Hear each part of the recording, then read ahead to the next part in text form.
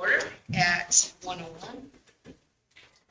And is there any additions to the agenda? I do not have any to add. Councilor Maverick? I'll give you a motion to accept the agenda. That's presented. Seeing no other hands, all in favor? And now for minute approval. Mr. Nixon. I'll give you that.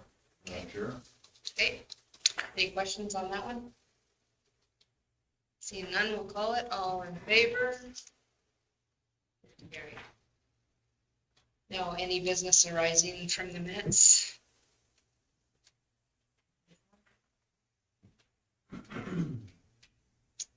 And do we have anybody online? Nope, nobody's dialed in yet. Maybe we'll still do introductions so everybody knows everybody. And we'll start right here with Marlene. Attorney Gender, board member. Chair. Larry Clark, board member. Dave Grover, board member. Ray Nixon, board member. James Nyberg, board member. Lucinda Donovan, Director of Planning Services. Craig Teal, Director of Park Planning Services. Andrew Burchick, Director of Municipal Services. Rich Fitzgerald, GIS Coordinator and Development Officer. Greg Green, Director of Operations.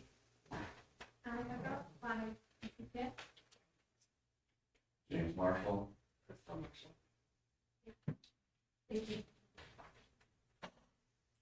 Okay, now we'll move on to 5.1, Development Officer's Report. Madam Chair. So from last year, at this time, we had processed 58 permits, and we are at 106 this year. Subdivisions, we were at 16 last year at this time, and we are at 19 for this year. And we are still fielding a large volume of inquiries by phone and by email, so it's things are still moving. And on the report provided with the package, I don't know if anyone has questions on anything in that. Any questions on the report? She has in the package, Mr. Gender? On August 3rd, you've had a meeting with Alberta Bioboard. I've had several questions on like the update on it, or like what's really happening with it. They're still gathering information for their application. We haven't received their development permit application. Craig is handling that application, so he might be able to add more to that. Madam Chairman, unfortunately, I don't have more to add to that. So they haven't made any application whatsoever. We have no new material has come into us. Okay, no other questions? Need a motion? Mr. Clark, motion to approve the reports. Approve the reports. Okay, all in favor? It's carried. Okay. We'll move on to development permits, 6.1 DP 21 Southeast 36, 34, 21 West of the 4th, James Marshall Trucking Limited on page 25.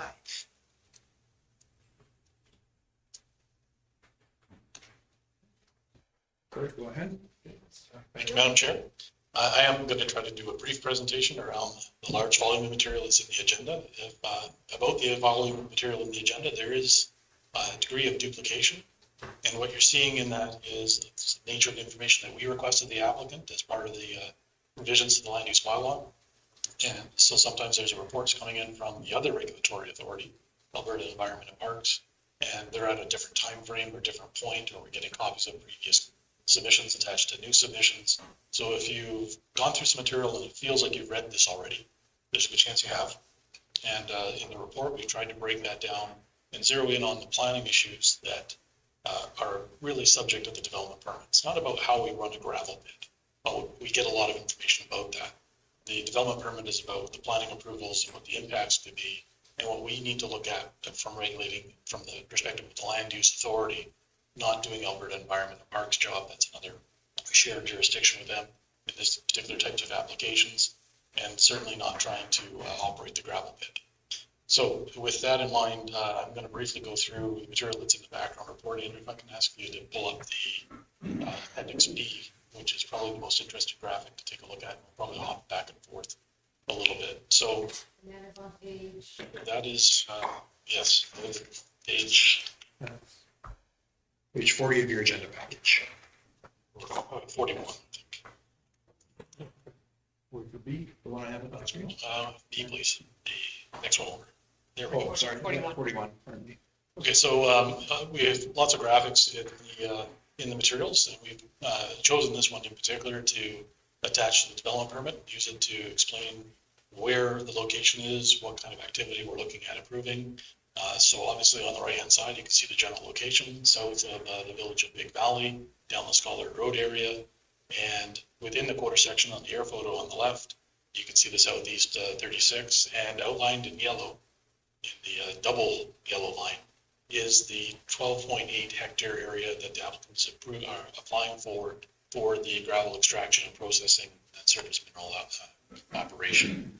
So that is what you'll hear me refer to, or in the report, what we're calling the development area. Just briefly, what's happening elsewhere in the quarter section is there is largely pasture land to the north and to the east. There's one residence immediately north of the yellow line that's occupied by an employee of the gravel operation. Most of the environmental features that are on the site that would be of a planning concern are outside of that yellow boundary area. So we do have confirmation that there's no wetlands involved in the area. We're well away from the Ephemeral Creek. And a number of the oil and gas infrastructure items that you see also are outside of the yellow area that's the subject of a development permit, with the exception of one abandoned well, which I'll come back to and speak to.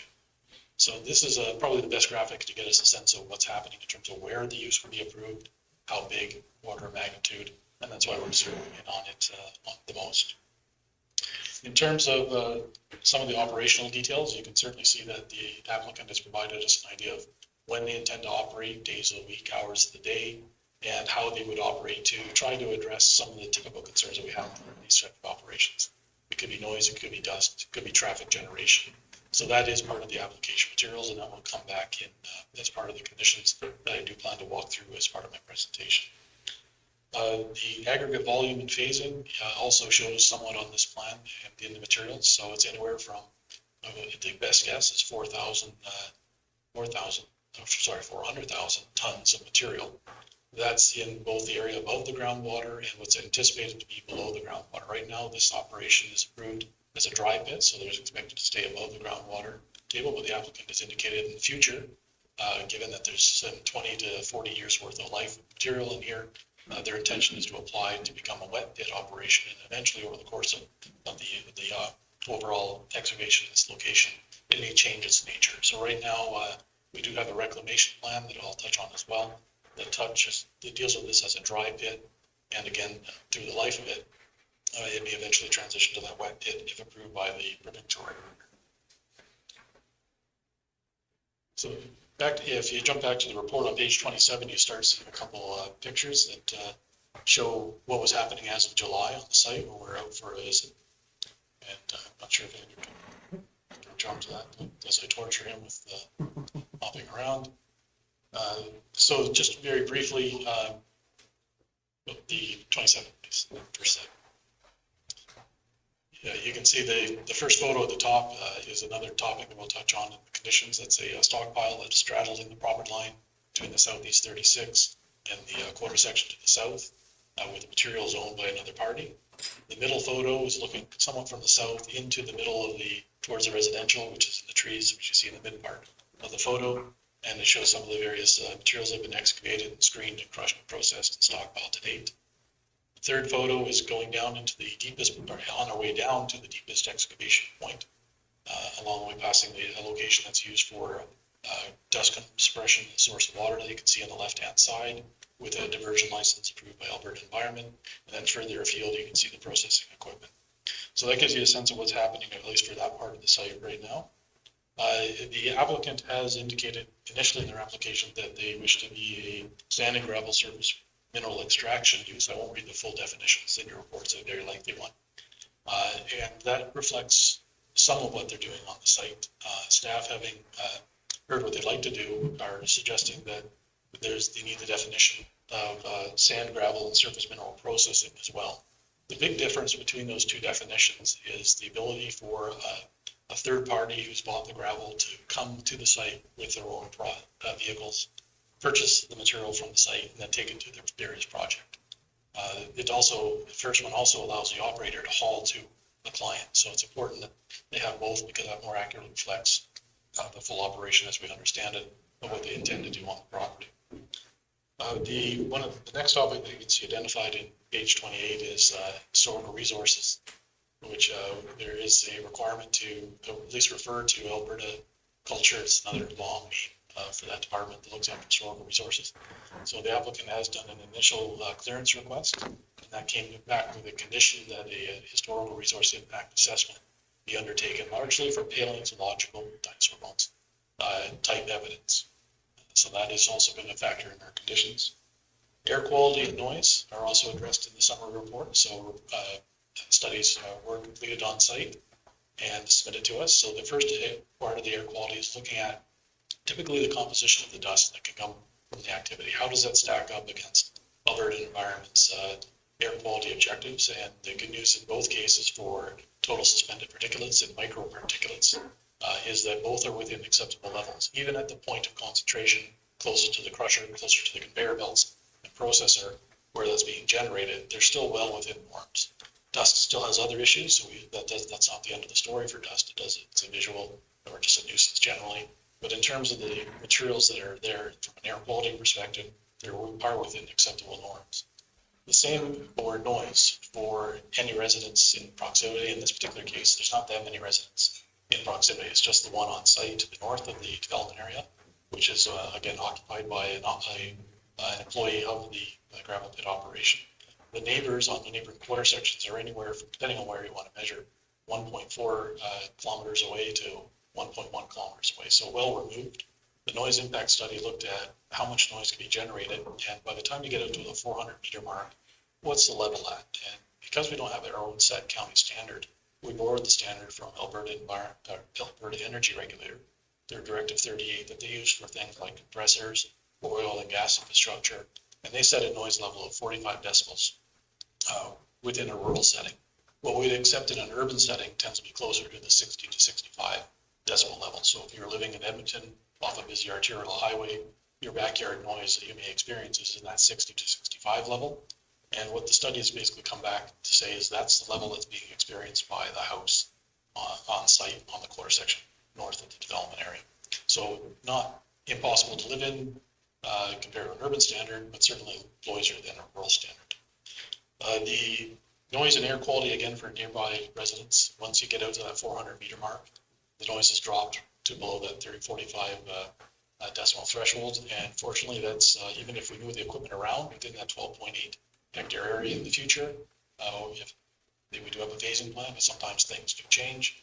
That same 400 meter distance would still apply, and we don't see any noise issues or any concerns for any existing residents on neighboring lands. So next set of photos, Andrew, if we could pick that. So this is within the excavation itself. And the first one, we're looking north of the existing residence. And the second one is actually a bit of a blow up. And this has raised kind of a different issue compared to noise and air quality for the existing house. And it relates to safety and undermining on how close that cut escarpment is getting to the actual house itself. Can we scroll down one more? Yeah, that one's just looking back from the house into the actual area of the current excavation of some of the equipment. So that does come up again in one of our conditions in terms of whether or not that activity needs to stop in terms of closing out on the house, or it's time to stop use of the house. If we jump back to page 31 of your report, we did ask for a traffic impact assessment, which in this particular case is really more of an operational review of what's happening on various routes that could be used to come and go from the pit. And there's 3 routes that were studied. 2 of them look hopeful or are more likely to be used. That's a Scholar Road and Township Road 335-0. The other road, which you can see on the graphic that's contained in your package, purple dash line that kind of goes up to jogs up and back all the way off towards the northwest, really came back as not being acceptable. So this review is really from a safety perspective. It's not that we're generating a ton of traffic, we're going to get caught in a traffic jam. But the nature of this type of traffic generates other issues for neighbors along that particular route.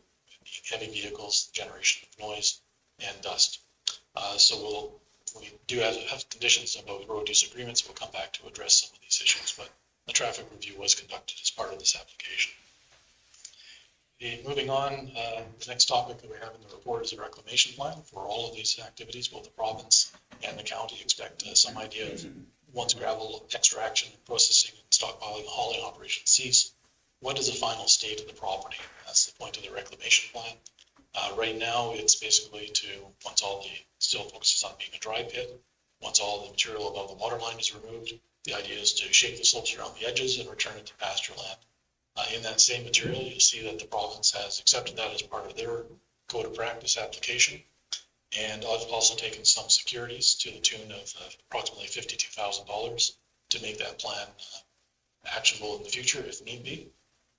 In the more recent materials, there's an update to the cost of doing that brings it up to around the $59,000 mark. In the county's land use bylaw, there is a clause that does allow the development authority, in this case, Municipal Planning Commission, to choose to obtain securities to ensure that the reclamation plan will get implemented when we get to that point in the life of the overall pit. And we have another condition that will come to that. And we'll probably hold the rest of my comments for that point. So with that, Madam Chairman, I just want to walk through, that's kind of the background on the application. If there's any questions, I certainly can try and field them with the help of Bannock, who's also reviewed the material, but I would like to walk briefly through the various conditions that are attached to this permit, because that really is a core element of the nature of the approval. So the first one is, again, making it very clear the area that we're approving for gravel extraction processing and those two uses is that 12.8 hectare area in the yellow box shown specifically on that drawing.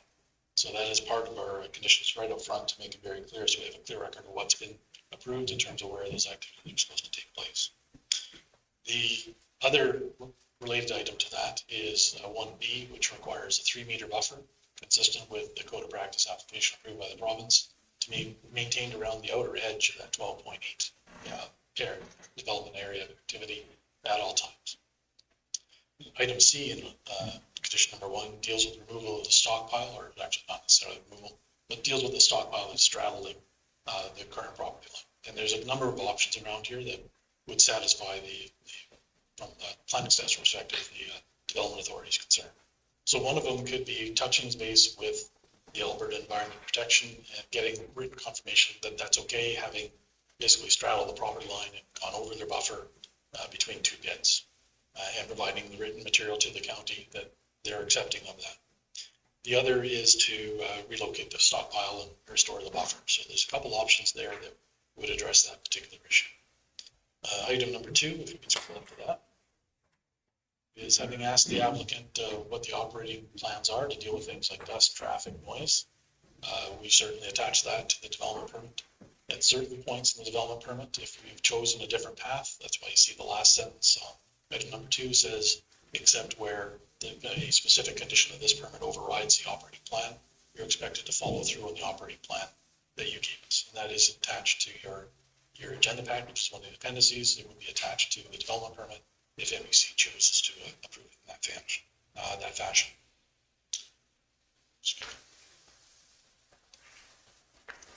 Number 3 is a kind of a general one that you can see in all developments. So when we do conditional approvals, the expectation is that all the conditions are basically met before you start up the use of the development. Sometimes conditions are immediate things like put up a sign, but sometimes also like a sign. They're expected to go the full life of the development. So that's basically what that statement is. It's not put up the sign, take it down.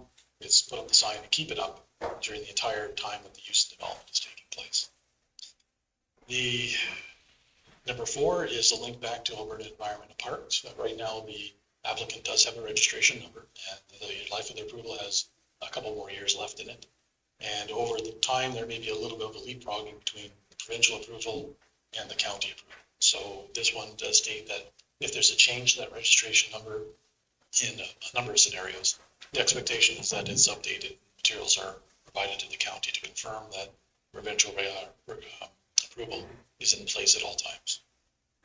Number 5, if we could maybe just pull that up the screen a little bit, Andrew. It deals with the length of time that this permit is valid. And the starting point in the land use bylaw is 5 years. But it does have a clause where the development authority can extend that and it doesn't specify how far the extension could be. So this is an exercise of discretion by the development authority.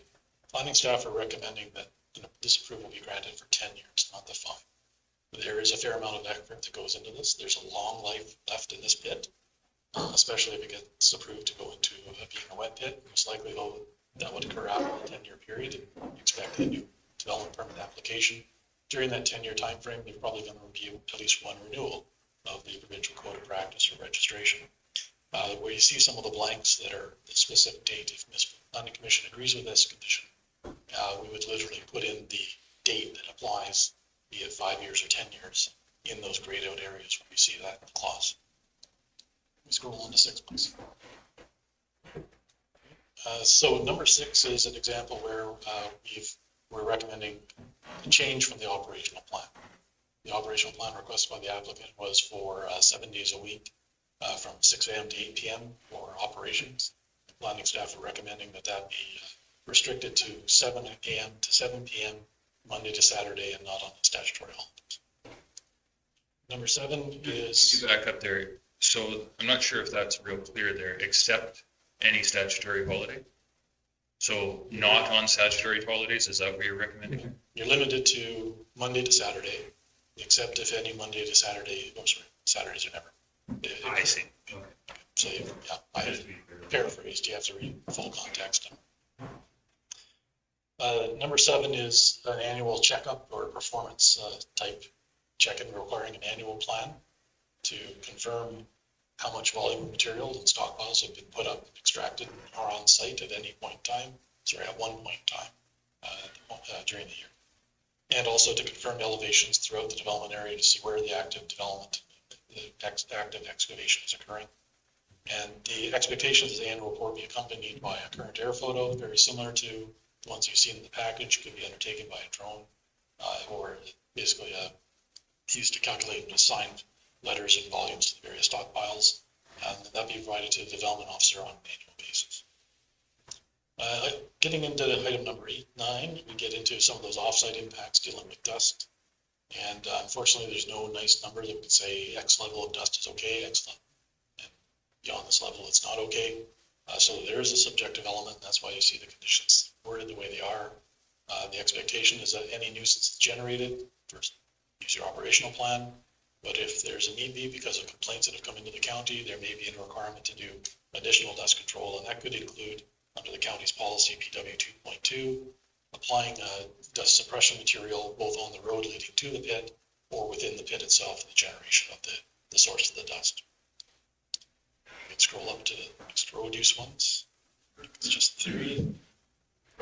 So number 10, standard, the access is expected to meet the county's expectations in terms of culvert size, cover width, etc. And number 11 and 12 deal with the traffic offsite. And it is proposed by planning staff to use 2 road use agreements as opposed to designating a site at the time of a development permit. Development permit is somewhat of a blunt tool. We get a one snapshot time to make a decision that has to live with the development. And by its very nature, this type of use is very dynamic. We don't know who's going to be a client and where the gravel's going year over year, nor does the operator until they actually get a call and get a client. So the road use agreement is way more flexible to try and manage that. We're proposing in the conditions 2. The first one is a standard one that would stay with the pit under the name of the operator for the low volume traffic. So this could be the 1 or 2 trips a day. And depending on which road they've been allowed to use, they may have to do some dust suppression depending on the conditions. The item under number 12 would be for any major hauls, with the idea that that agreement would be entered into whoever's actually doing the haul. So if it's company X showing up with a fleet of 10 trucks, the agreement is with company X, not with the operator of the pit. The expectation for the pit operator is not to let them start hauling if they can't waive the signed road use agreement, which is why you see the last line attached to item 12 in that particular condition. So whose responsibility is that then? Like, so company X is hauling out of the development permit. So whose responsibility? So I'm the developer and Andrew's company X. So you as a developer, obligation would be make sure Andrew has his agreement. Okay. But what if it doesn't? Let's say Andrew says, yeah, I've got an agreement, and I say, well, whatever, okay. Oh, then, Because he's my customer, I'm gonna try to be nice. so first up, we have left, it's, community, or protective services. Okay, If they pull over company Andrew while he's driving without his agreement, Andrew's probably gonna be getting some phone calls and getting some trouble. okay, The next one would be probably a conversation to the pit operator to see, did you waive a fake agreement to you, or did you forget that part of your condition? okay. So- So and then what happens then in that case? What Well, happens in that case? That'd be non-compliance with conditions of a development permit, which would be subject to either stop order or fines. Okay. But the real, I mean, the egregious act is actually company X, you are driving on the road. That's where it's at. I mean, you're my customer. I mean, We want it to be a shared responsibility. take your check. Shared responsibility at the end of the day, right? So there's not, you're not scot-free, you can't bury your head in the sand as a pit operator.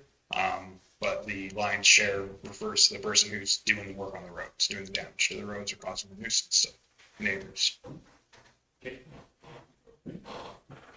moving on, Madam Chairman, we'll go on to the rest of the conditions. So scroll up to, okay. So this one, number 13, deals with that issue of closing in on the existing house from a safety perspective, whether or not the slope is getting to the point where it may be undermining, and there's a couple options here. There's one is don't excavate any further in that direction unless a slope stability assessment is prepared. Of course, the county would like to get a copy of the assessment indicating that the slope is still stable. The other is to make a decision about demolishing or removing the existing residence. So there's two ways. Either one solves the safety hazard issue, which is the public interest development authority issue, and the applicant has a couple of ways to choose on how to do that. Number 14, we're getting into some typical ones. You're excavating gravel. This is not unique to this particular development, but no importing of garbage should be coming to landfill. That's basically what the general gist of that is. Signage and security is an example of an ongoing one, and the expectation here is that safety and warning signs about an open excavation be posted prominently around the development area within a set timeframe of this approval being granted, and certainly before the operation gets underway, and we specifically identify what kind of signs we're looking at. That goes hand in hand with the secure fencing. There's two ways, though, in terms of how the area can be secured from unlawful access. It could be a fence just around the development area itself, the actual excavation, or it could be securing the entire quarter section. So there's two ways that the applicant can choose to satisfy that, and either way would satisfy the concern about notifying and preventing unauthorized access to the excavation. Go back to the conditions. Thanks.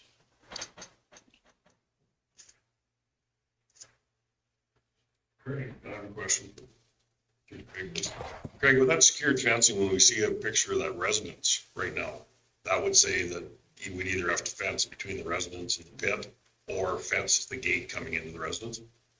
It is. I think, Chairman, if it was me, I'd probably be looking at trying to build up the fence around the entire perimeter of the quarter section rather than trying to thread something along that north side between the fence. I think the operator, the employee, is probably not one of the unauthorized entrance people that we're really worried about. It's, and granted, I realize not everyone's great at honoring fences. It's trying to do as best we can to keep the snowmobiles and others that shouldn't be going to that area. The next set of conditions deal with the reclamation plan, and I should have pointed out back in the time frame, Madam Chairman, when we were looking at the life of this permit, the recommendation was 10 years for the processing, extraction, and hauling activity. And that doesn't mean that the permit is dead and done after that. It's still active and on the table. Those activities, though, have to cease. There are obligations. The development permit is needed to hang around to follow up on the reclamation activity. So if we're stopping after 10 years, that's when these clauses now start kicking in, and it's time to move on to reclamation if no more excavation activity is going to be occurring. So the first one is the one we expect you to, well, sorry, that's the second one. So the first one deals with timing. If within 12 months of operations having ceased or no longer being permitted, it's expected that work towards implementing the reclamation plan gets underway. So that may be the initial shaping, maybe putting down the topsoil, but depending on where you're at in the growing season, you may not be able to get it seeded to grass. So that's why we've gone on for the next 12 months to be able to achieve that. And there's a little bit of latitude for the development officer to say, if you're making progress, you just need another growing season. We built that into the condition as well. Number 19 specifically identifies what kind of reclamation plan we're talking about. And it is the one that's attached to the registration application code of practice, and also would be very specifically attached to the development permit. Again, if the planning commission approves it, so that we have a clear record about what was our expectation. Recognizing though along the way that code of practice may be changed and the province will approve what they'll approve. If they approve a different reclamation plan, that's why there's a clause that allows the development officer to accept that one, because quite frankly, the decision's already been made by Alberta Environment and Parks. Number 20, is the issue of securities. Again, the land use bylaw does allow the commission to decide if they wish to take a security. In this particular case, our recommendation is to look at the gap between what the province has already taken and the more current $59,000 estimate, so that between the province and the county, there be enough securities if in the event that there is a default and someone's not moving ahead with doing the reclamation, the resources are there to send someone in to actually affect the reclamation plan. Moving on to number 21, that deals with historical resource impact assessment. That is part of the conditional approval that came from Alberta Culture and Multiculturalism and Status of Women. And the expectation is again to do a historical resource impact assessment, which does mean someone has to come visit the site and as a trained or a qualified paleontologist, to then submit the report. And we're not involved in reviewing the report, but the county is looking for confirmation that it's been done and the department has signed off, the provincial department has signed off on that. Number 22 deals with the abandoned well that's within the property, and so it doesn't have a huge setback as an abandoned well. It's basically a 5-meter box that has to be maintained for access. But the point of maintaining the access is if a company that owns it has to come and do some work, they're coming with a service rig and they have to be able to work all the way around it. So as the ground level gets dug, probably type to cut off. So in this particular case, the recommendation is to get some confirmation that an arrangement has been made between the operator of the pit and the owner of that pipeline, track them down, that well, to indicate that they're comfortable with the fact that they're just going to cut off the pipe and keep lowering the ground. But if they had to come in for servicing, they'd be able to access that. And finally, number 23, we do have another bylaw, the Community Aggregate Payment Levy Bylaw, number 655-21. And condition number 23 repeats the expectation of operators of pits to submit certain information and records to the county on an annual basis for the purposes of calculating and then collecting that particular levy. Sorry, Madam Chairman, I appreciate it's been a little longer than usual to go through the report. I'd be happy to field any other questions that we have. Do we have any questions? Mr. Albert? So, I'm just, typically, if you could just kind of back up a little bit of the 5-year, 10-year plan here, what's the reason behind that? So Madam Chairman, the 5 years will probably come up one pretty quick. And given the volume and the possibility, number of years of life, even if it stays just dry pit, there's 20 years worth of digging left in this particular activity. So the question is, if we have a good handle on all of the issues from a planning perspective, could we go with a longer approval? We still get that check-in point at 10 years. And also, so we don't actually just transition from dry pit to wet pit with another opportunity to look at it. And that's really where plan staff are looking at in terms of the level of effort it takes to get to this point, and the degree of the length of the pit itself, and basically trying to give a little bit more certainty to the applicant to be able to move ahead. And I'm okay with that. The only concern, Madam Chairman, that I have with that is we've already seen in the 5 years that this has changed. We've had a price increase of $7,800 or almost $8,000. So 10 years from now, what will be the cost of reclamation?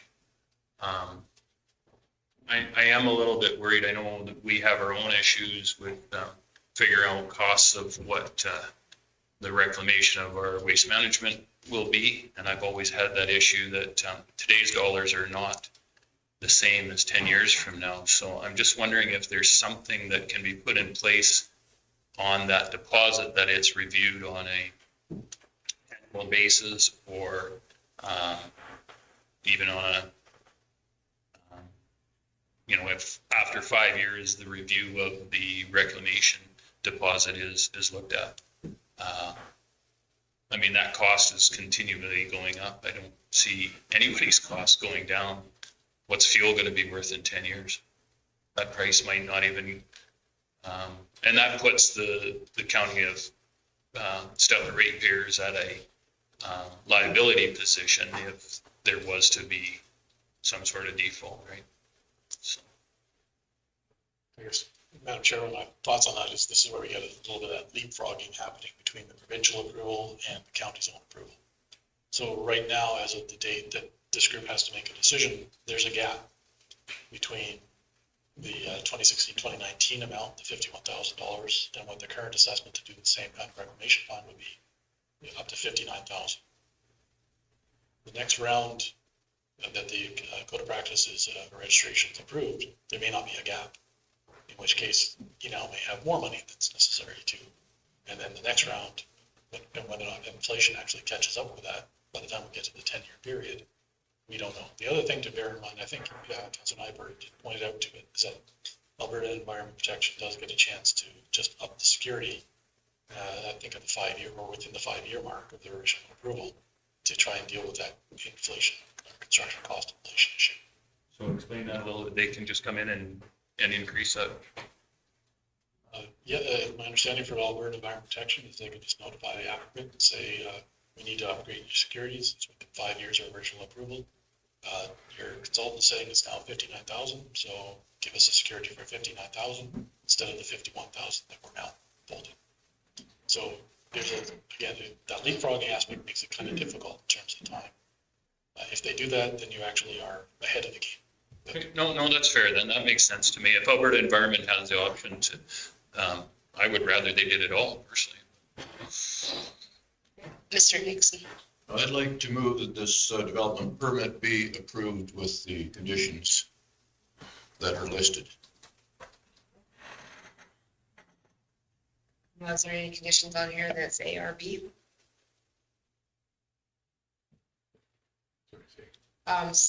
Some of the conditions, when you say or, that he either does the one or the other.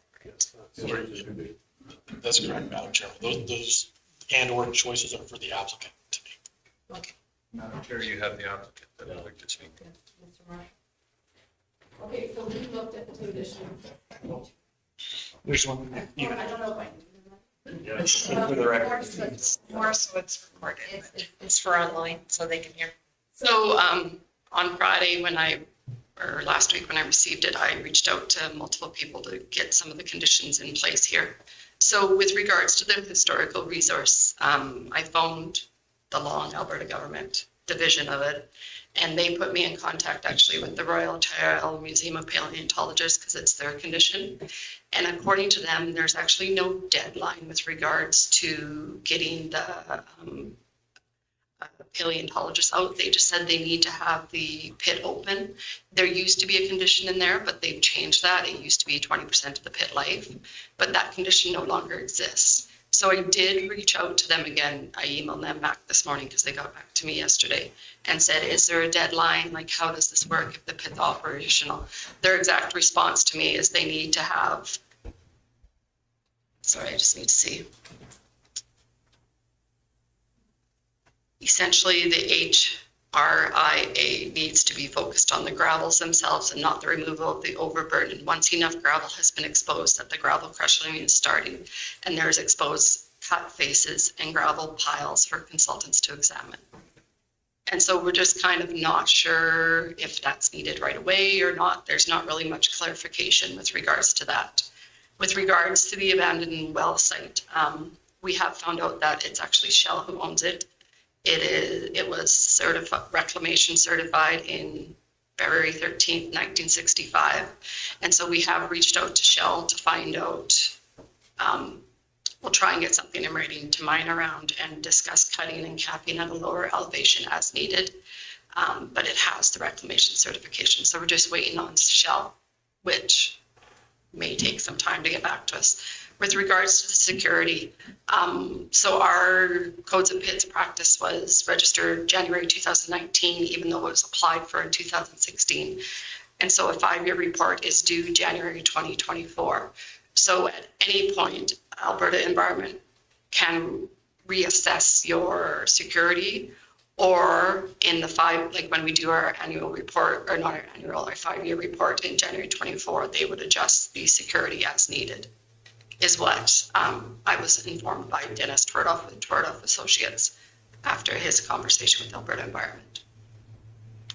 And with regards to the house location, with regards to the expert engineer coming in and assessing the slope, can't remember what it's called, the stability kind of thing.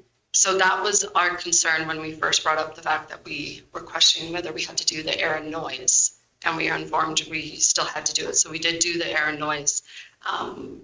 But I did put a call into the Alberta Building and Codes today just to find out what their recommendation is for the how far away from a cliff, because it's kind of the same as those people out at the lake when they're on that edge. What's the standard that the county stellar has for them, or the building codes and permits, to see how far away from it we can mine. And they still have not reached out to me. I phoned, they had to leave a message for somebody else to contact me back, and haven't heard back from them yet. The only other thing I'd like to bring forward to everybody here is just some clarification on that security. I don't have the documentation in front of me, but in essence, the Alberta government has security for the whole footprint right now as it sits. I'm not using that whole footprint. So the fact that we went a little bit more in our application was development permit, there's still security in place in essence. It's not, the whole thing isn't scarred, I'll call it, right? Like the security is for everything, but we've only used a small portion of it. So in essence, the money's still there. And they are we're applying for a new updated activity plan in the process now. And they'll update the security on their end, so it won't have to be hampered on you guys. It'll be covered. If something happens, they're going to come in and take care of this. When is that new activity plan to be? It's been, yes, but 5-year on the current. your permit's good for the 5 years on the codes of practice. But any point during that time, you can do an updated code of practice to update it. Yeah, that's ourselves. Yeah. So let's say market demand or whatever happens. Pit geography changes enough that we've got to pursue a certain seam, we can reach out to them and update the activity plan. They've never been hard-handed where they say, stop, you got to wait for us. They essentially just want to make sure that security is in place and the process is going, right? Does that answer? Absolutely. I can add some more actually. I would just make a comment on that. I'm a little leery of taking that security deposit as well. We have nothing on this property right now, correct? With Alberta Environment. Right. So by getting into the weeds with that, are we not saying that we're going to take some of the responsibility? I'm almost in the fact that I would say that I would pull that condition out, because Alberta Environment, they've got their hand in this, and let's let them take it. So. Mr. Busher. Yeah, I was just gonna make a comment that on our smaller bits that don't have Alberta Environment registrations necessary, we do have to handle the securities on that. And that's where our land use bylaw comes up. Certainly if Alberta Environment can handle it, we would prefer to see what the reports list as the required reclamation is posted with them. That makes our life easier. Madam Chair, would the mover be in favor of that amendment to? Yes, I would remove that from that extra security from my. We don't need to be in those weeds. Marshall. Madam Chair, I'd also like to address as far as pit hours of operation. Us, the applicant, we apply for 7 days a week, X many hours a day. And the reason was that is essentially, I always classify myself as a rock farmer. We run by the same hours as a farmer. When you make hay when the sun shines. We get into scenarios where we're under contract obligations and the contractor says, can you work this weekend? Well, if we say no, you've essentially taken the ratepayer that now can't make a living. They phone somebody else. That goes on long enough that essentially they just don't even phone at all. I don't think that it's necessary, in my opinion here, to essentially set the hours. You guys don't do it with farmers. I don't see why you would do it with a business. This is weather related, like, and literally scenario wise, we could be rained out 3 days during the week and the contractor says, can you work Saturday, Sunday? And I'm gonna have to say, no, I don't think that's quite fair to me as a business owner or my customer as far as that goes. I would dare say the farmer was there previous to the gravel pit. And unfortunately, I do disagree with you on that one because I had any business that was beside me that was of a major, moving in was a major, whether we even be a pig farmer. If they were spreading 24/7, I would be a little upset as well. If it was any business that was beside me that was working multiple hours while I was trying to enjoy the tranquility of my home, I think we owe it to your neighbors to put some conditions on that. Unfortunately, the farms have been there well before a majority of those neighbors have been there. So that's just my opinion on that. You have your hand up, Mr. Jim? I could add to that one too. So like if we open up that can of worms, we could open it up to 365 days of the year. So like where do we start respecting others' rights also there that live their games? I'm not sure if I could address that. See, it's being cited, and I appreciate the comment, Mr. Gender, but this isn't a 365-year operation. This is a seasonal operation as it was submitted in the application. I totally understand, Mr. Nyberg, your concern as well. And I would also not want an operation around me 365 days a year, but the operation season cycle is essentially from about May, and then you get into that in November. It's pretty rare there's any major operations after that I call extensive hauls and stuff. It's during that peak season during construction, and that's why I make reference to that comment and make hay when the sun shines, right? This industry is bent over on the weather too, where essentially we got targets, deadlines, construction demands. I'm not asking for a 365 day a year. I mean, yes, in essence, that's what it is when I say 7 days a week. That's not what I'm expecting out of this. It's because we're not going to be in operation 365 days a year. I just want that allowance to essentially that I don't have to try to go outside this development permit because I don't even know what the process would be like to apply to work on Sundays, one-offs. There's already issues with trying to obtain road use agreements in a timely manner. I don't want to see myself get in a situation where I'm caught between a rock and a hard place here, and it's at the discretion of a staff member or something when I can and when I can't work, in particular meeting a contract obligation and a deadline. That's just my concern with it, Ernie. To that end, though, usually in December, I don't sit on my back deck and enjoy a beer. I try sometimes, but it's not something I'm going to do at 11 o'clock at night and in the middle of the summer is more advantageous for us. Go ahead. Madam Chair, if I could address that, I understand that, James, I really do. But in the same token, I love and appreciate every farmer that's out there. But I also understand too, when I'm having friends over and I want to have beers and have steaks, and if they're out in the field next to me, I just have to understand that it was probably raining 4 days prior, 5 days prior. I understand. This isn't an operation that is. We wish it was raining 4 days earlier. I agree with that, but you understand what I mean. It's not, I totally do, and it's just a business as well. Farming's a business. decision we have to make. That's unfortunately it is, and it is. We have to balance. That's where we have to come up with. One other thing that in your motion that we do need to stipulate is the years.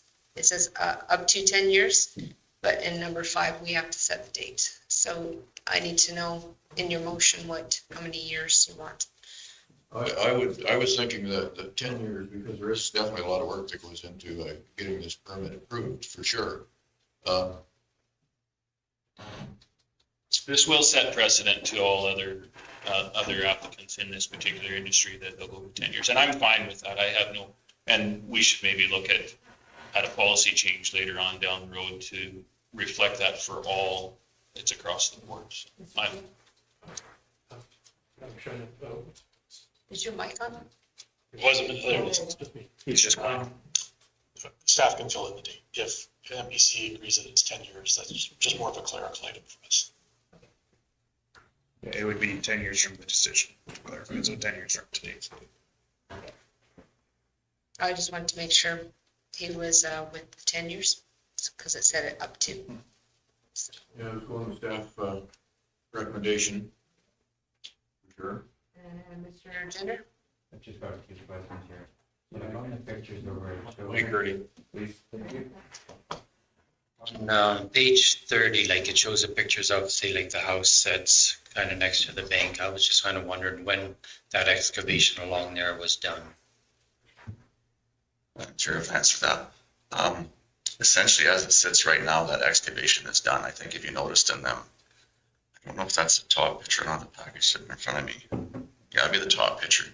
If you look directly south of the house there, we've actually already implemented putting slopes back and stuff to create soil stabilization. So in essence, we're done where it sits there right now. It's just a matter of putting the slopes back, Ernie. Part that kind of wondering in there, I see chunks that are kind of falling from the top of the bank there. So like, I'm just kind of wondering if that is topsoil. And like in the process, it shows that you're going to be stripping back, I believe it's the A zone, 10 to 15 meters back from the surface. So like the part that bothers me, when I was doing reclamation in the oil patch, they were very strict on it. It was one that you had to save all topsoil, and you had a very minimum that you had to collect or be present back. They specified B zone, which we do not have here, but A zone of 80%. So when I see something like this of topsoil falling into the banks and being mixed in and crushed through and put through as gravel, it very much bothers me. So I kind of wonder, okay, how much of this topsoil has really been, I'll say, stockpiled? It does show in some of your pictures that there is topsoil. I don't know whether you did it or whether someone else did. But you're looking at putting back 15 centimeters back on this project forward. And the part that gets me is, say, like in time, say, like if this comes back on the county as not being passed as a reclamation, that very much bothers me. So I'd like to know, like, how much volume that is in the stockpiles, whether there's adequate enough in order to really put back over this entire area based on 15 centimeters. Madam Chair, if I could answer that. The councillor's making reference to the fact that it's the county's responsibility. In fact, it's not. It's actually the Alberta environment. They're the ones that'll be mandated as to what I'm mandated to put back to the soil in reference to a reclamation certificate. And I understand your concern with that, Ernie, but in this essence, that's, from what I know of, Alberta jurisdiction. So I don't know how else to answer that. Essentially, it's not up to the county as far as the acceptance of a reclamation certificate at the given time when it's end of pit. I'd also like to point out, Mr. Gender, that as it's been stated by Craig Teal here, we're going to be in the process of getting an end lake use as well. So if there's a small amount of a variance in the topsoil amounts, essentially there's going to be an overabundance at the end of this project. And what I envision on this project, when it's done, it'll be an end lake, because there is hundreds of thousands of tons of gravel below water table that needs to be explored because it's a non-renewable resource, and we're going to be going after it to meet market demand.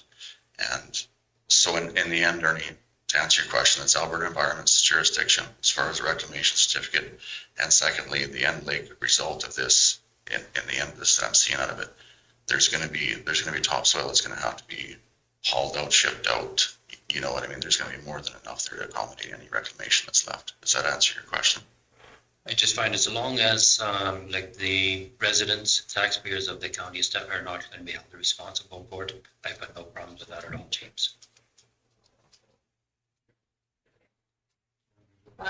Mr. Burshik? I do just want to clarify that there is overlapping jurisdiction for reclamation.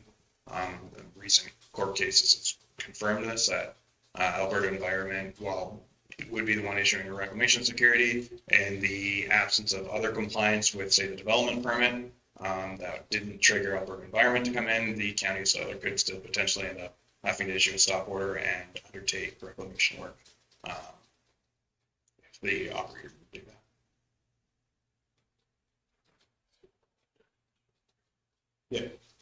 Yeah, so it is still protecting the affairs. Mr. Marshall?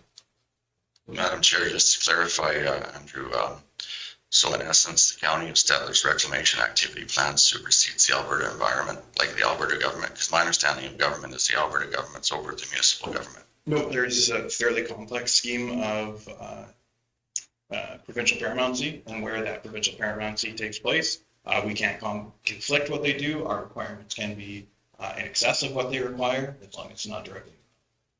And just to clarify, I think, James, what would happen in that case is if we became the owner of the pit, I don't have any problem with that, but especially in this case, but if we, as the county, we have taken over property. Unfortunately, we have in some of our villages that have been turned into the county, and some of the ones down south, even we've had out in Nevis where we've taken over for lack of payment for taxes. We now become the owner, and guess what? We get all the problems that come. Nevis, when you were growing up, used to have a gas station. They don't anymore. And so 2 of those lots became our responsibility. We had big tanks, so county ratepayers were put on the taxpayers' dime to fix that problem. Had we had proper planning in those days where we took something, still Alberta Environment, in fact, at that time it was the Canadian government. Had we done diligent and took some money, we wouldn't have put the taxpayers at fault. So that's where it's at. That's what Andrew was getting at. I don't have a problem with that one. Mr. Marshall. Madam Chair, just to clarify that, I understand, Mr. Nyberg, your point of the Nevis gas station. Yeah, I used to go there quite a bit.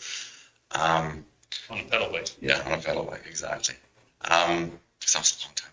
But anyway, regardless, in that scenario to this scenario is a little different. The way I say it that way is essentially the Nevis store, let's say for that example, keep that example, was a liability. There was no asset there. I'll give you a scenario. Let's say, heaven forbid, X many years down the road, I become incompliant. Scenario, right? There's how many hundreds of thousands, if not millions of dollars there in equity that essentially the taxpayer is going to gain. Unless you take it out. If you, and we're not saying you would, but if somebody went in there and stripped it all out and then left, unfortunately, we have the ability to have the knowledge of other municipalities' woes, and believe it or not every gravel operator is as honest as you are and willing to do that. So they come in, they strip it out, and then they go, I don't want to reclaim it, I'm just leaving. And they end up in a different numbered company, and they end up in a different location, and they're doing it again. So we have to, unfortunately, we have to look after that. So I hope you can understand that. Well, we have a motion on the floor. Okay. And, Mr. Gender has one more. Take me a while to get through all these.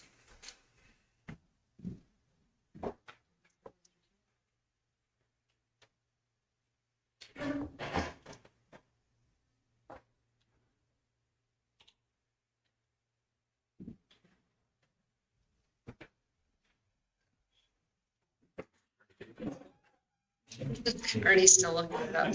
So I could get a copy. You're ticking?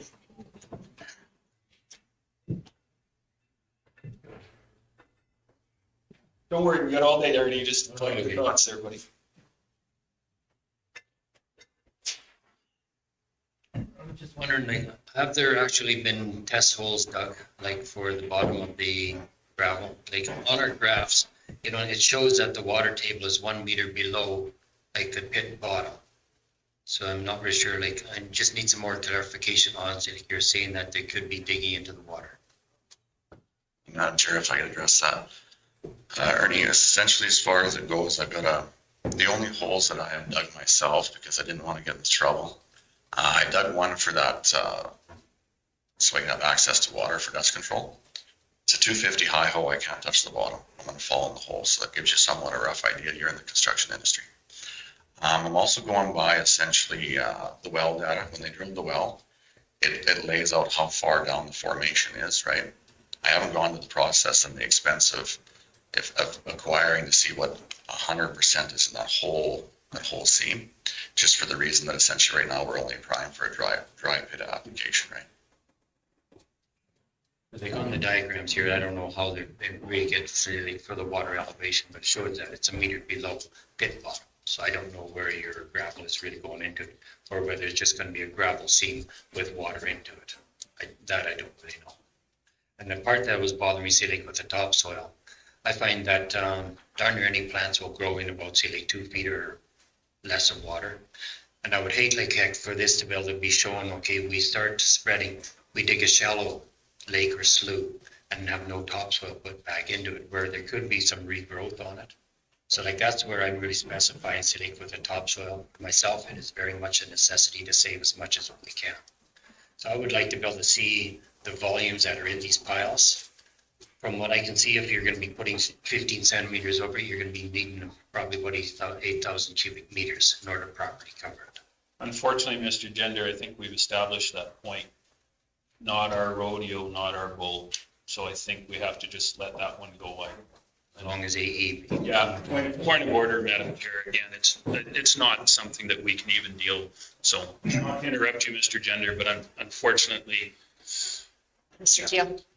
Thank you, Madam Chairman. In your materials, and of course, it's the wrong package. We do have the actual volumes of the topsoil pile. There's approximately 14 of them. They're in one of the airports. That's the one right there. Just some quick math. It works out to be 11,200 cubic meters of material stockpiled on site. If our math is still correct, dividing by 15 centimeters, that's enough to cover 7.5 hectare.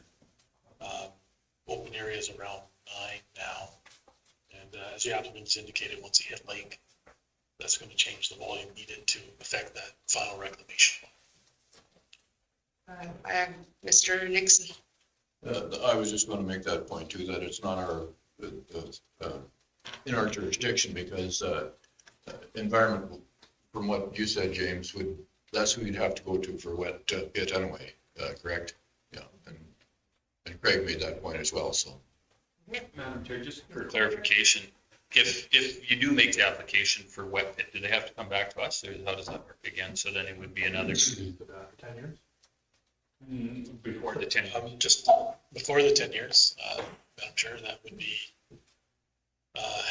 the other condition that says if you change your nature of registration number, that changes as part of that process, you have to alert the county and give the update. The other one was the development officer could accept a revised reclamation plan based on what's in the updated code of practice. Fair enough, works for me.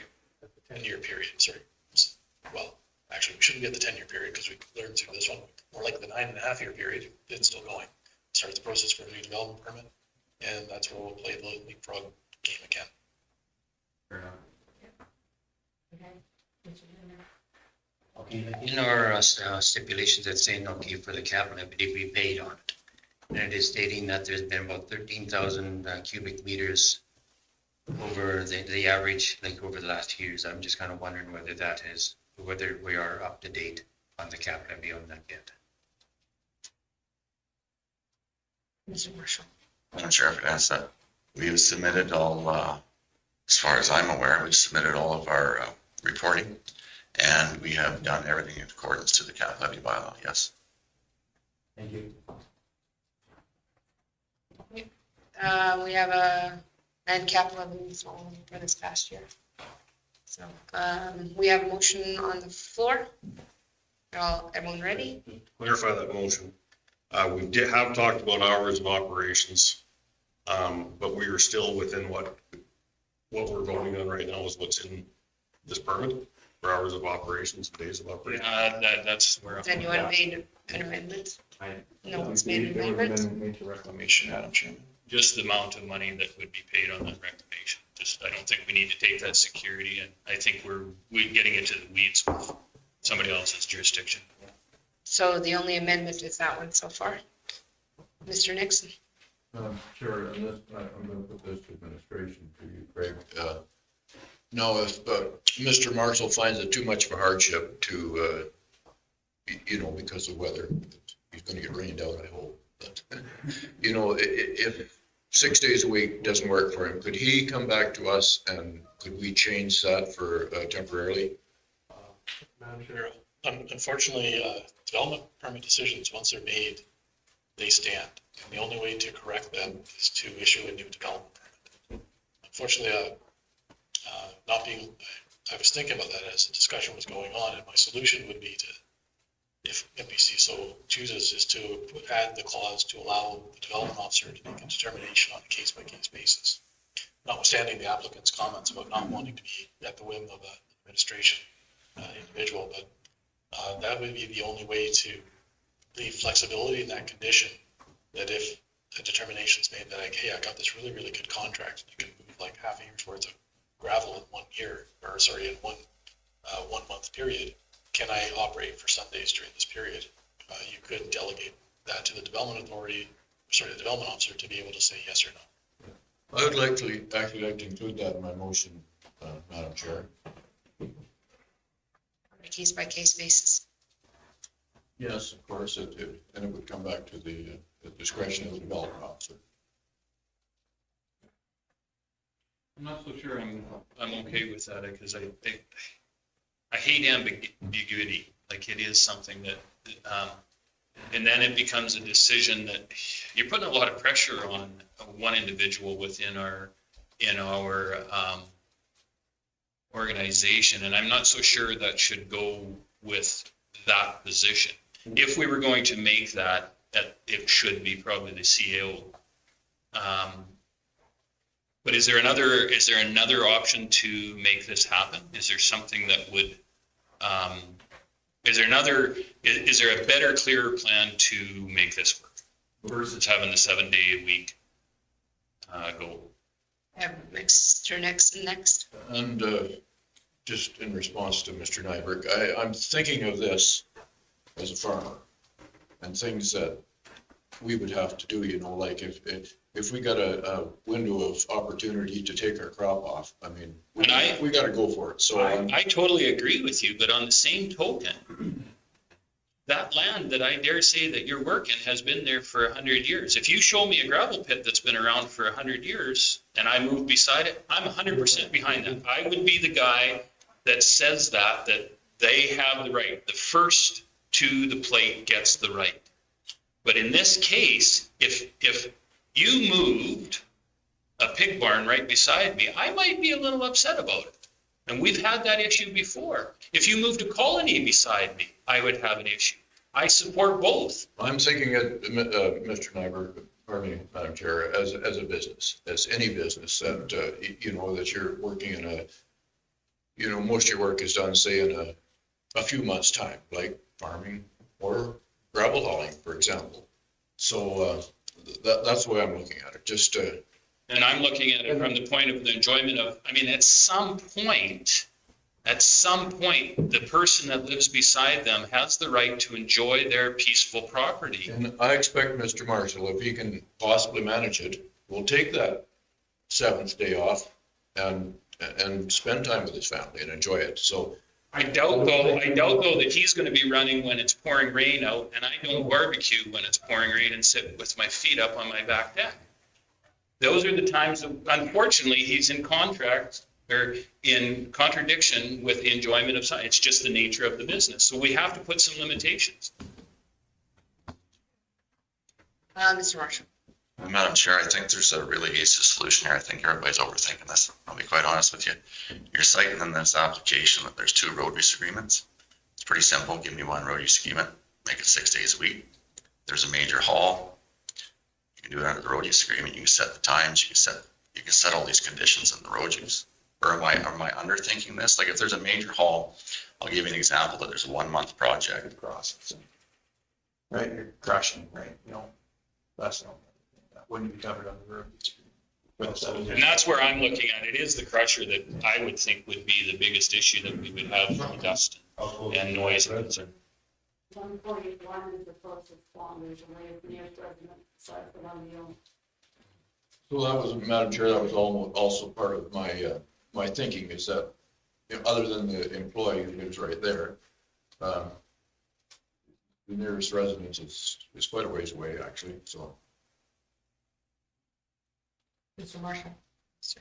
If I may, Madam Chair, to direct the comment to Andrew, I understand what you're getting at. The crusher can run, but same thing, like I stated, in the development permit, if you say that 6 days a week, X many days, like hours, and there's a road use agreement, it's over and above this, you can mandate it out, these one-off hauls and these smaller hauls, so you've covered the operation. The crushing, the processing is 6 days a week. That's not disputed if you guys pass it that way.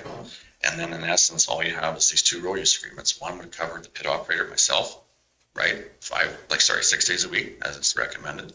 And then if you have a major contract hauler, there's an obligation essentially in the road use agreement, or I might not understand this. Well, that makes, so what Mr. Marshall's suggesting is effectively what you would look at is splitting condition 6 so that the use of development area for extraction processing of gravel or sand be limited Monday to Saturday. And then the loading and hauling of gravel would have the You exception. should leave it exactly as we've got it, and Mr. Marshall could apply for a road use agreement over and above. If that's the case, we don't have to change anything. We don't have to change, just put it as it is, and the fix would be for Mr. Marshall to get a road use agreement for that day. Or it does say hauling. Yeah, if you want loading and hauling to be able to be on a Sunday, condition 6 needs to change. Yeah. It could be done, it could be mandated through a road use agreement where the 5 trips a day, the normal one would be Monday to Sunday, or Monday to Saturday, pardon me, and then apply on a as-needed basis for the heavy hauls when the sun is shining, but you would need to change condition 6 a bit. Mr. Tillman and Mr. Gender, and then, I think we can skip, me, Madam Chairman, and pretty much covered the point. okay. Mr. Gender, Mr. Carter. It's just, I guess my big concern with this is we do operate on complaints, and that's where we would get our complaints is from. We've addressed the piece on the crusher, but even on the road use agreement piece, at least we have that flexibility that if we can talk to our other residents that it's adversely or wish to join with the residential agricultural living, whatever, but it's that's what we have to be able to address. We can't get, in this way, it looks like we're not locked into something where we can't look at the complaints. So are you agreeing with? Well, it comes to the point where if we were going to make that change, to that motion, I wouldn't agree with it, but what we've discussed here. And unfortunately, because if you disconnect it from the loading and hauling of gravel, our road use agreement states that it has to be assigned to a pit. We don't just give out a road use agreement just for using a road. It has to be assigned to something. Well, no, we do, because we do for manure haulers, for example. But it's assigned to a property. Yeah. So. I'm not sure how that works, but Okay, Mr. Nixon. I will take that part of the whatever the last thing I said, 10 minutes ago was. You're gonna take that out? Yep. Okay, so you're leaving it as original. Yeah, that's it. You're gonna leave it as is now?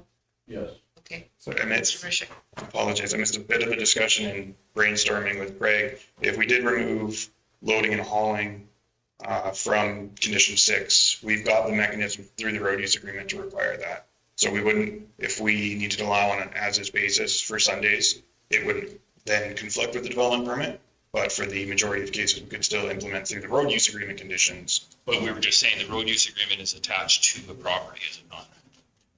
And attached to typically a development permit. And in the case of It varies. It's, some are attached, others, like oil and gas, where we have no regulatory authority over oil and gas, aren't attached at all. So in this case, the road use agreement doesn't need to have conditions built into the development conditions to direct how it works. okay, let me see how 6 is going to be worded.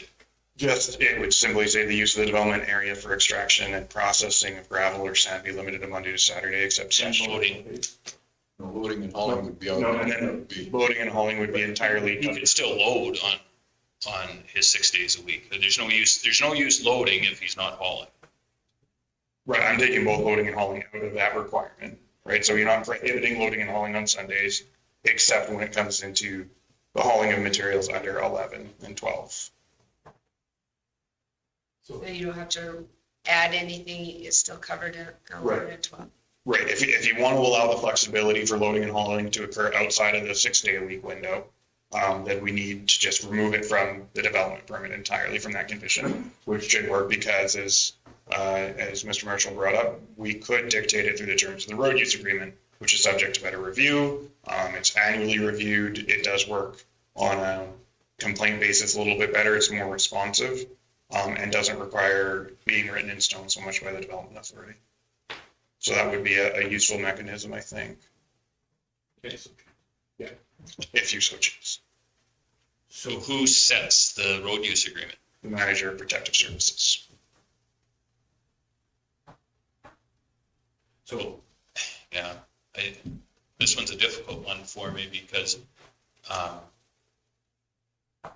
it would be on a complaint basis. So if we were getting a whole bunch of complaints that this is happening, we say you can't have the road use agreement would be pulled because there's a problem going on. Yeah, we've got some fairly large latitude to set up road use agreements in a way that is to the satisfaction of the county or acceptable to the county. So that's certainly how we could build it in. As this is proposing a sort of a two-tier road use agreement system, the base one would basically follow the same hours as the rest of the operations. And then it would be extraneous, or even if he needed to do something Sunday that was light, a second road use agreement could be brought in for that.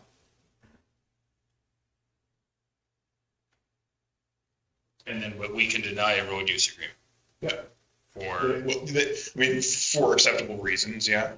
Yeah, if there was, if we were regularly getting complaints about Sunday hauls or just constant hauls, then it would be something that could be brought forward for, a reasonable denial. But it is, I mean, we have, I'm just thinking Mrs. Smith is having a wedding at their house and there's a major haul going past their property. Could we pause that haul? It would require the cooperation of the contractor, because there's not really a great way to say, oh, it's, there's a lower tolerance for the same nuisance. If the nuisance changes, there's a greater ability for the county to come in and say, well, the terms have changed. But for somebody else to say, well, no, I'm less tolerant on this specific day for an event, isn't as manageable. That's just not really in the regulatory scheme. Mr. Nixon? Before I would change my motion, I would like to ask Craig if you think this is acceptable, if there's anything in there that we should be afraid of. Specific, Madam Chairman, I think probably to our conversation around, can we split the loading and hauling separately and manage that through the road use agreement? I think that's quite manageable.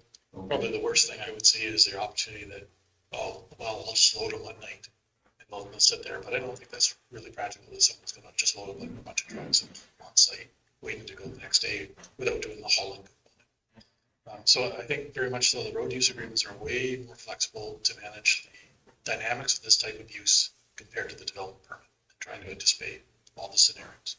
Thank you. So, Madam Chair, my motion will read to approve this permit with the conditions stated, with the exception of 6, which will remove loading and hauling. And number 20. And yeah, again, I believe your original motion also included the striking of condition 20, which was to require an additional security fees. That's what you said. Mr. Gender? I think I can live with that. I think there is an opportunity to, And my concern would be enforcement, and I think that we would be able to, we could deny a permit for that particular day and say, no, I'm sorry, you can't have it for that day. If we knew in advance that there was going to be a wedding or whatever. This isn't going to be like you're going to apply for every Sunday. This would be applying on a timely basis. So I think that would be work. Mr. Gender? Okay, take that loading and hauling out on that one and then put it into the following one. Because like on this following one, it only says hauling, so it should be loading and hauling on there. And how, Use agreement? so like, I'm just kind of wondering, okay, like how long are these permits good for? So like, I wouldn't want to have a blanket one that's gonna be good for 3 months. Say like, if we can go along. You're talking road use agreement. How long the road use agreement? Yes, how long is a road use agreement for? That's what you're saying. So they can't have, they come in and make a road use agreement for all summer long for every Sunday and statutory holiday.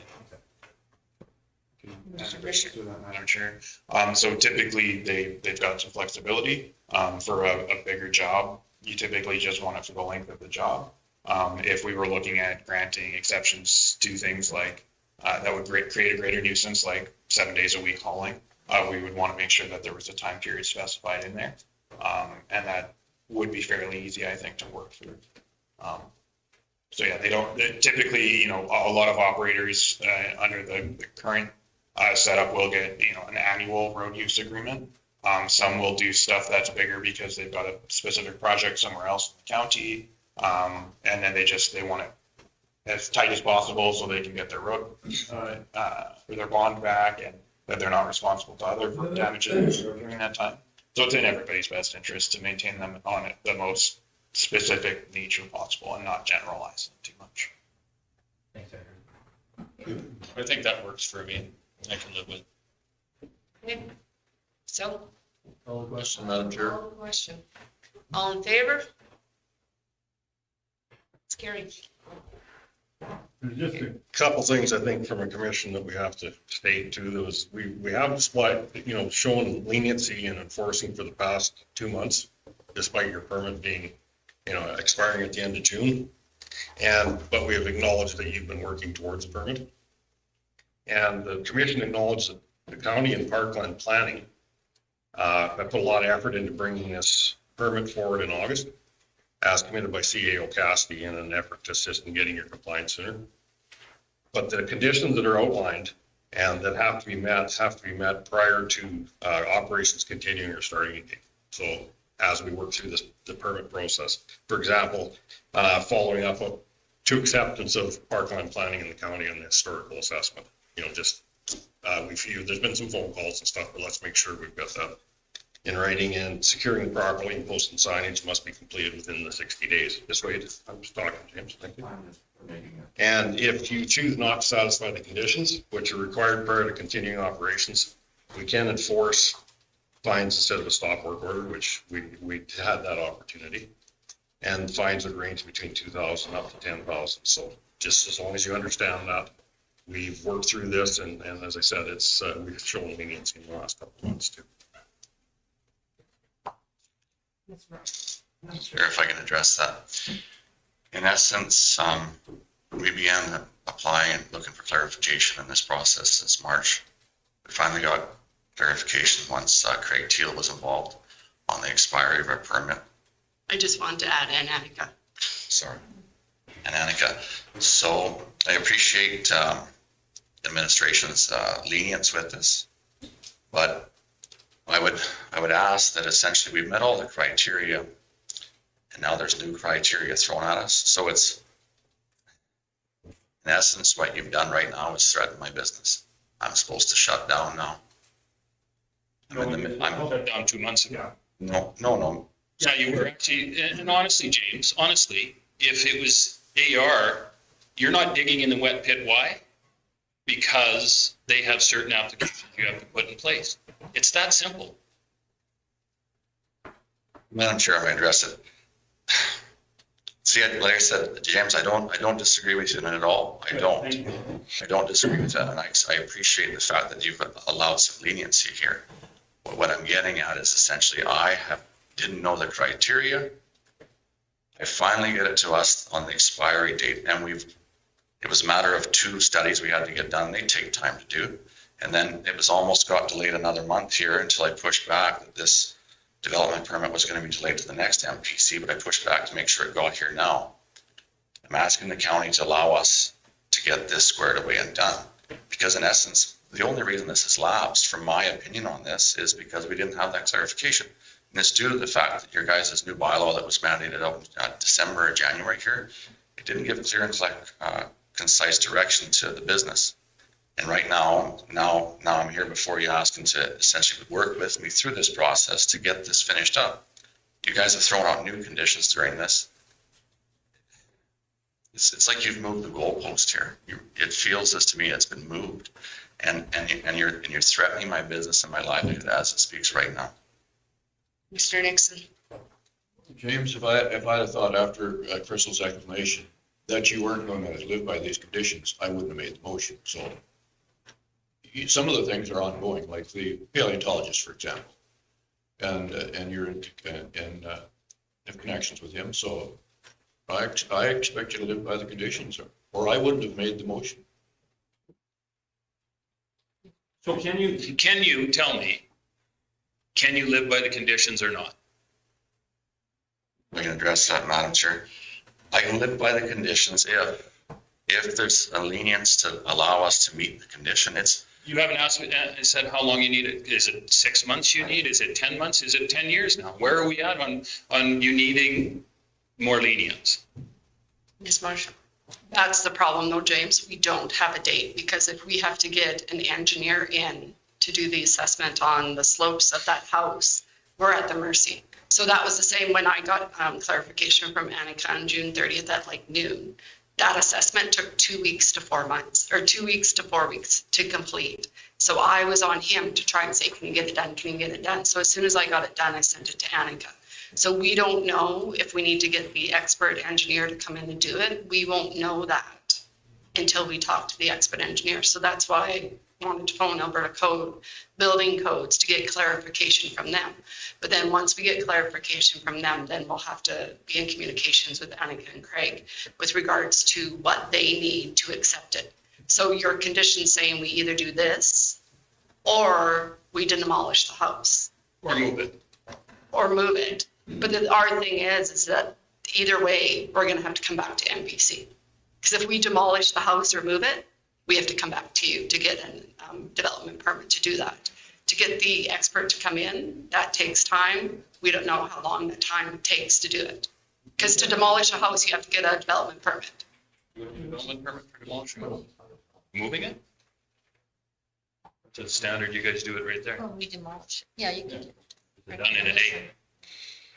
You don't need a permit for that.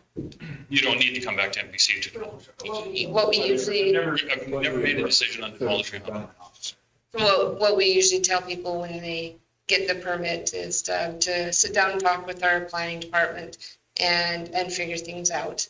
And that's with these conditions, and that's what we tell everyone to sit down with them, even after this, even now it's been approved.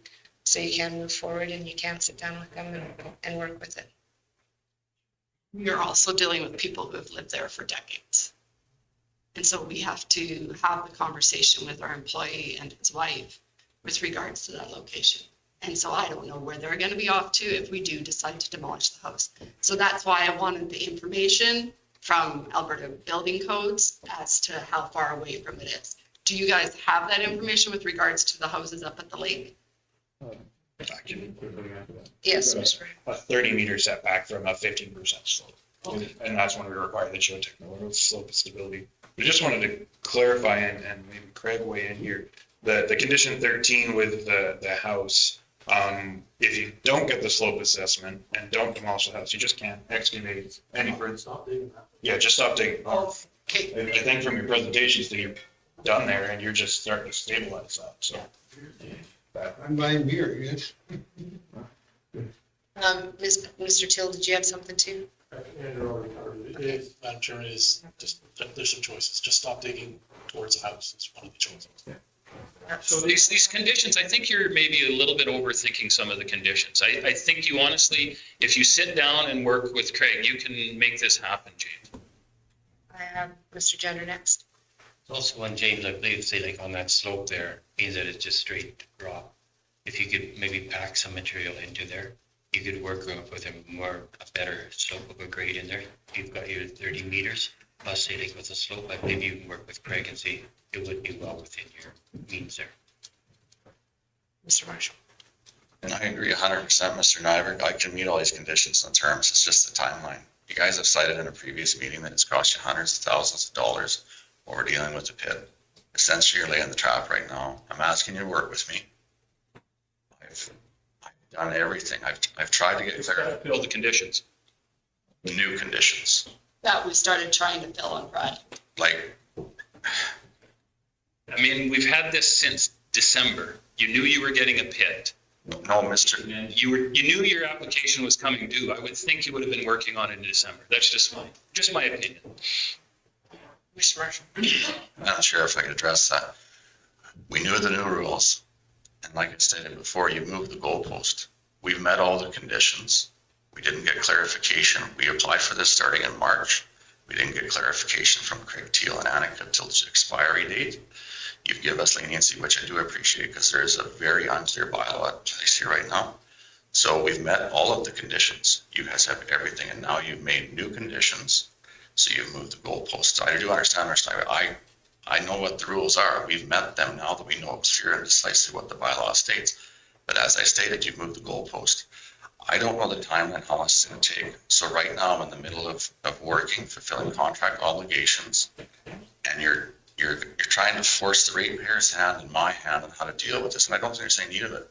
Just allow us the time to get this dealt with in a proper manner. To me, I don't know why we try to draw a line in the sand over this. We've met the conditions and now you've changed it. This isn't a new application, folks.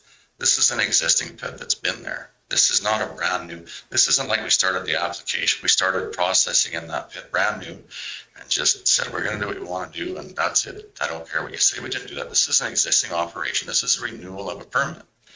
I don't know why there wouldn't be some leniency when we didn't get clarification until the expiry date.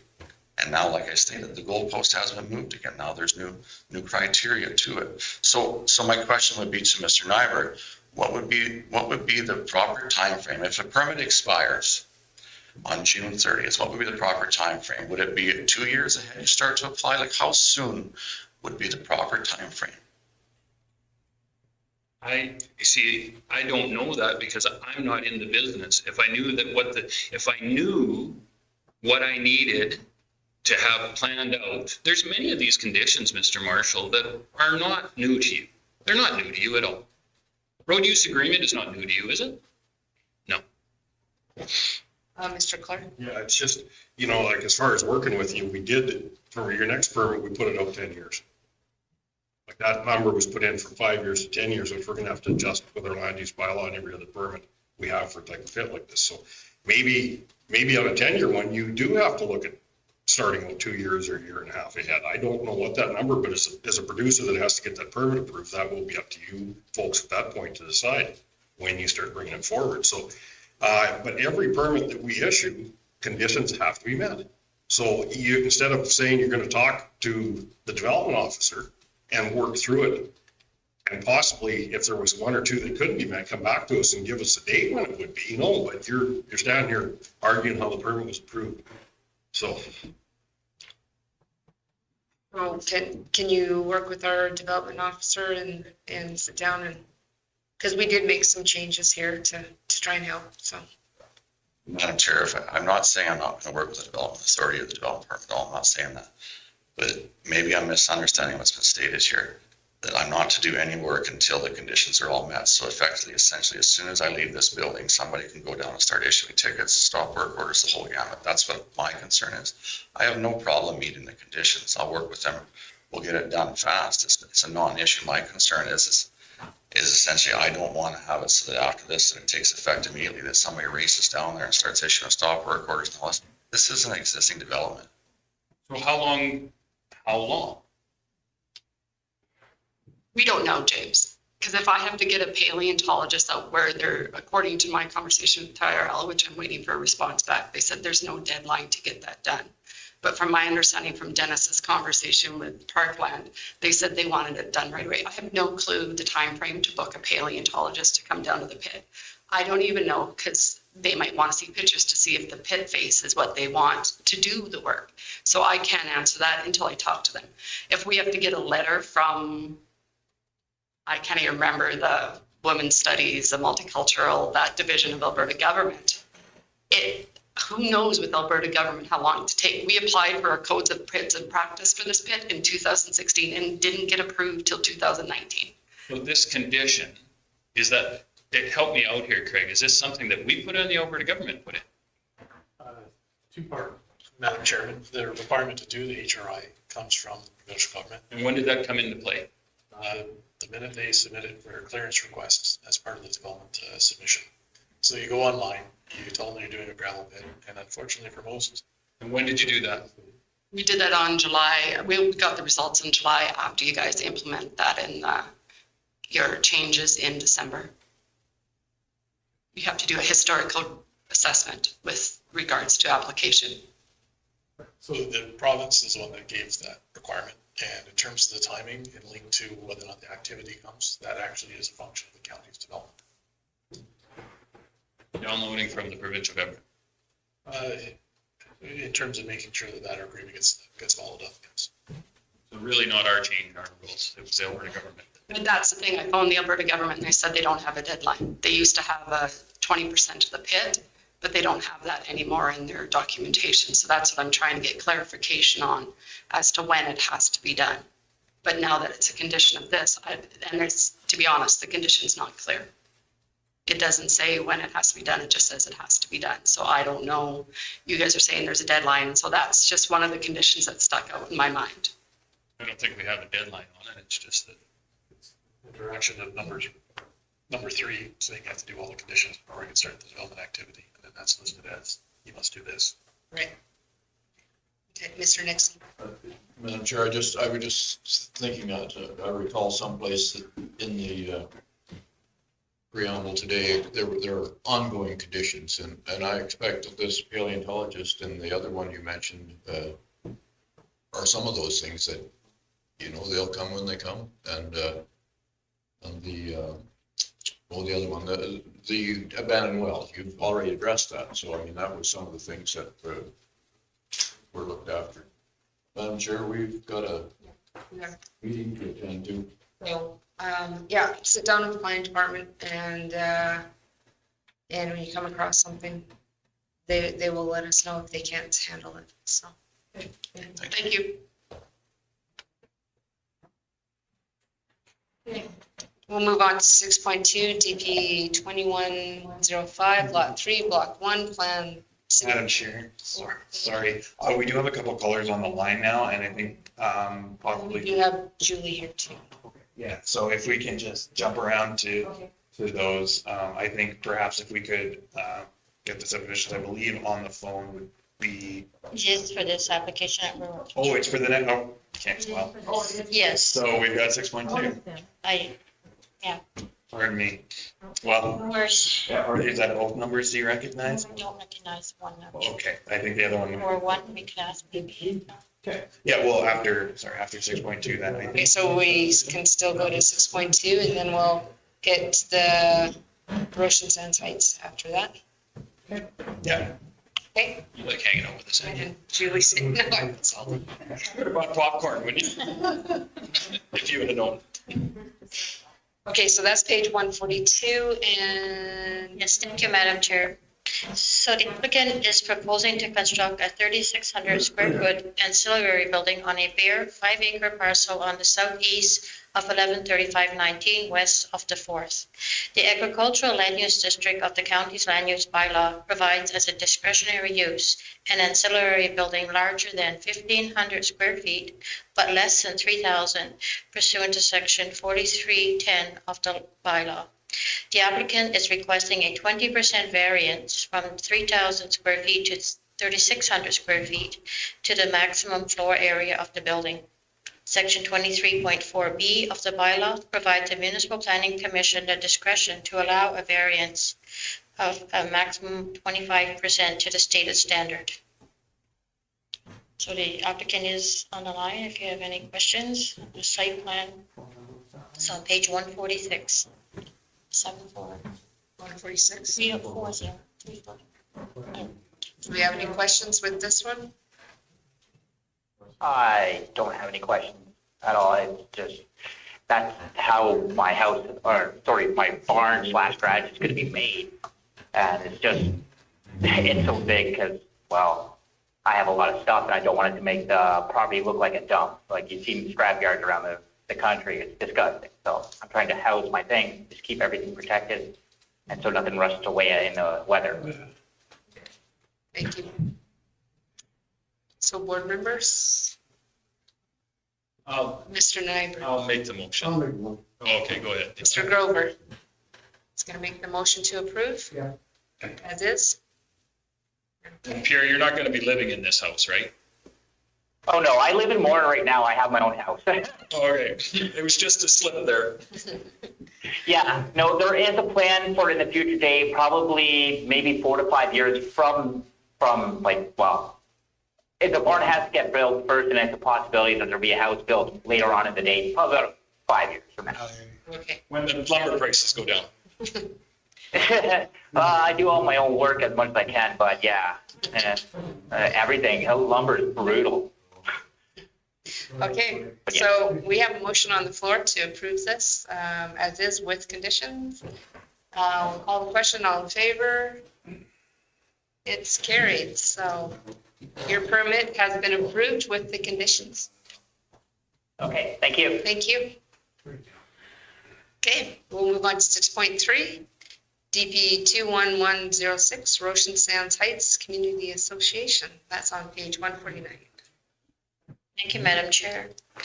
So, Ocean Sands Heights Community Association, on behalf of its members, has submitted a development permit application to provide for the private storage of lifts and docks in designated areas on environmental reserve lands adjacent to the Ocean Sands Heights subdivision. If you recall, in January of 2021, the Municipal Planning Commission directed administration to enter into an agreement for a one-year trial period with the association, whereby the Ocean Sands Heights Community Association submits a single application to allow the storage of docks and boat lifts on reserve land, provided that there is no personal storage of other items on the ER. So the Ocean Sands Heights Association has gathered approximately 16 requests with photos, and there's still some information that is staggering in, but the majority of the information has been provided, as well as proof of a $2 million liability insurance. And they're also proposing to implement a tag type system where the items would be identified by a tag and linked to the contact information that we have. I didn't put all the permits in the package because of the private information that is on those. And we blocked everything out. There wouldn't be much less, but we do have a blank form that has been attached. And I just put in the definition there of the private storage that's in our land use bylaw. And as well, we did do just a preliminary site inspection yesterday of some of the areas, but the majority of the docks and lifts are still in the water. So we will be doing a follow-up inspection in October to ensure that the items are tagged and we have all the information that we need to correspond with the permit that will be considered today. And Julie is here. If she has any additional information to provide. I did bring money today. That's all we wanted to, that's a bribe. I don't know if we're allowed to take those, Julie. I copied. Didn't say we wouldn't take it, I just don't think we're allowed to. Thank you. This was not included in the development permit, but I just wanted to show you how we're tracking who's done what and what still needs to be done. And we've had a bit of a timing issue because the stuff still is in the water, and there were some that needed to change their liability. So everyone's working on it, but I just wanted to show you that the community association does have a tracking system in place. We have added 3 more, Jacinta, that came up at our AGM on Saturday. And I can give you, that information has been added on that form too. But so the map does need to change. That's in your development permit package. There's 3 more, and they're actually in the old Bolin area. I guess I wanted to ask the question. I wanted to clarify, if there are more people that go to store their docks in the next 2 weeks, can we make more additions? We really don't have a confirmation on the amount of docks or the requests. I had counted 16, so we're now at 19. Mm-hmm. And so that's up to the discretion. And also you see on the site plan that the areas shown are generally in front of the private landowner. So not, we originally suggested that they have designated areas and group several docks in one area, but the majority are proposed to be located in adjacent to a private lot, so that's the way, MPC wants to approve this, and you can also read through the conditions. I can read through those later once Joy's done her presentation. I have Mr. Never next. I got a couple of questions for you. I'm gonna lay on the spot. Do you have to be a member of the association to do this? Yes. And that's why I'm wondering if there's more additions. Our members know this is what we're doing, but there's a lot of people, all of a sudden they're telling their neighbors, well, you better get going on this. So I'm getting phone calls still from people who are not members yet. The requirement is they are a member. Okay, that's good, because I mean, there is strength and solidarity for sure. Now, what happens if Mrs. Smith puts it out there without a tag? Who's doing the policing? Well, That's who you expect to do the policing.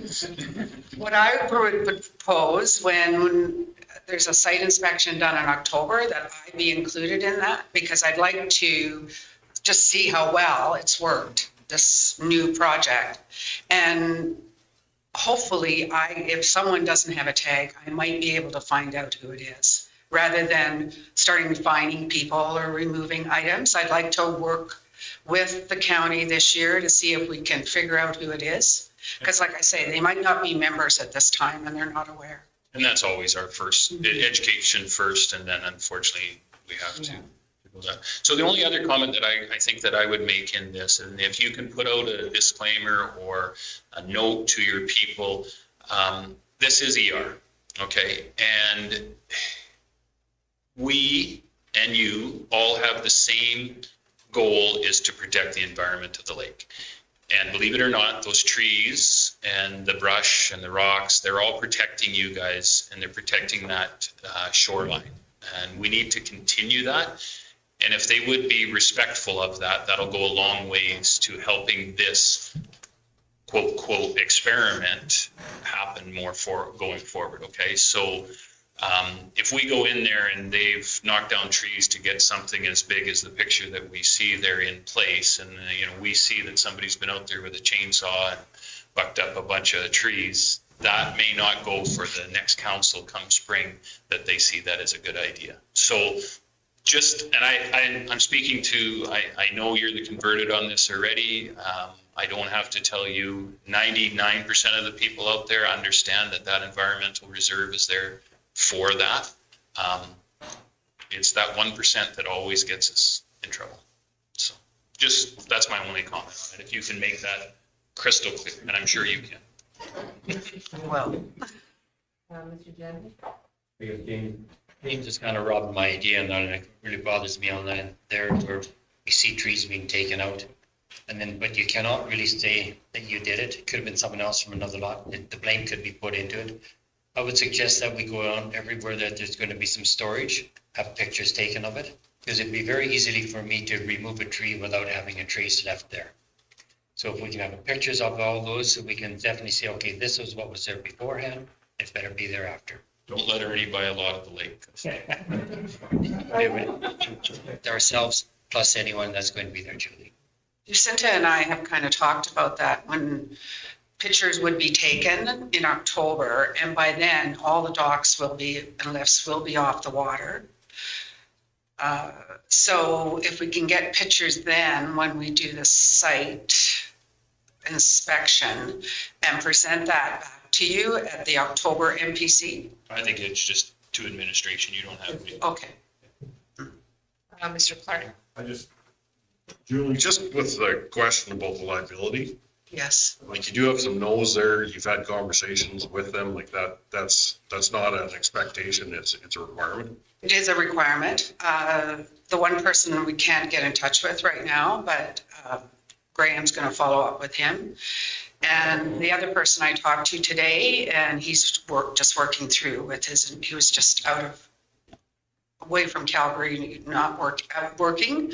So he's working with his insurance agent. So I expect that in the next couple of days. And there's nowhere where we really can put something up like a post, that you could have a post up that if you're going to put your equipment, you need to be a member of the community association and you need to have this and this, and if you don't, like we say, this year we'd be looking to try and work people through an education process, but sometimes it pays to be Proactive. proactive on their part. Well, I know two people on the list were approached by existing members because they're new to the community. There's been a lot of land transfers done out there this year. And they've been given either Graham's phone number or mine to get in contact with us. So I think the neighbor approach is working. You guys are the best police. If we find something not tagged, then the next step would be to try and get Yes. in touch with them and they know the right way, they have to have liability. Yes. Problem is, as Mr. Gender said, sometimes we don't know what belongs to who, but hopefully through the neighbors, we can figure it out. Nixon? I'd like to move the approval of this development permit, Madam Chair. Okay. Mr. Gender? Julie, you're saying that they're to have some pictures after the occupation? Yes. Can we have something prior to anything being moved on in case someone wants to come out there and bucket? And you know what, Julie, that's not a bad idea. Unfortunately, I hate agreeing with Mr. Gender, but I would. In our road use agreement, for example, we do a site inspection, so we have our peace officer drive up and down the road to take a look at it. And twofold, that protects the applicant as much as it does the county. So even if the applicants took a picture and put it up and said, click, click, here's a picture, everybody's got a cell phone now. You might not have Wi-Fi out there, but you guys have cell phones. It'd be a real simple safeguard, I think. And that might not be everybody, but to protect them, take a picture. I didn't cut that tree down. It fell down or whatever the case may be. We do have a lot of pictures for people's it's a picture of just land. Yeah, that's fine. So, or we get a lot of pictures where the dog's still in the water. So I don't know how. Just work with them. How beneficial it is, but we do have a lot, and but our general consensus is we'll look at the site when we do the site inspection come in October, and it would be very visible if there was a lot of damage done.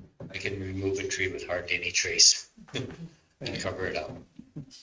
I have Mr. Bashir next. Really, honestly, they're not moving big trees. I just have a question.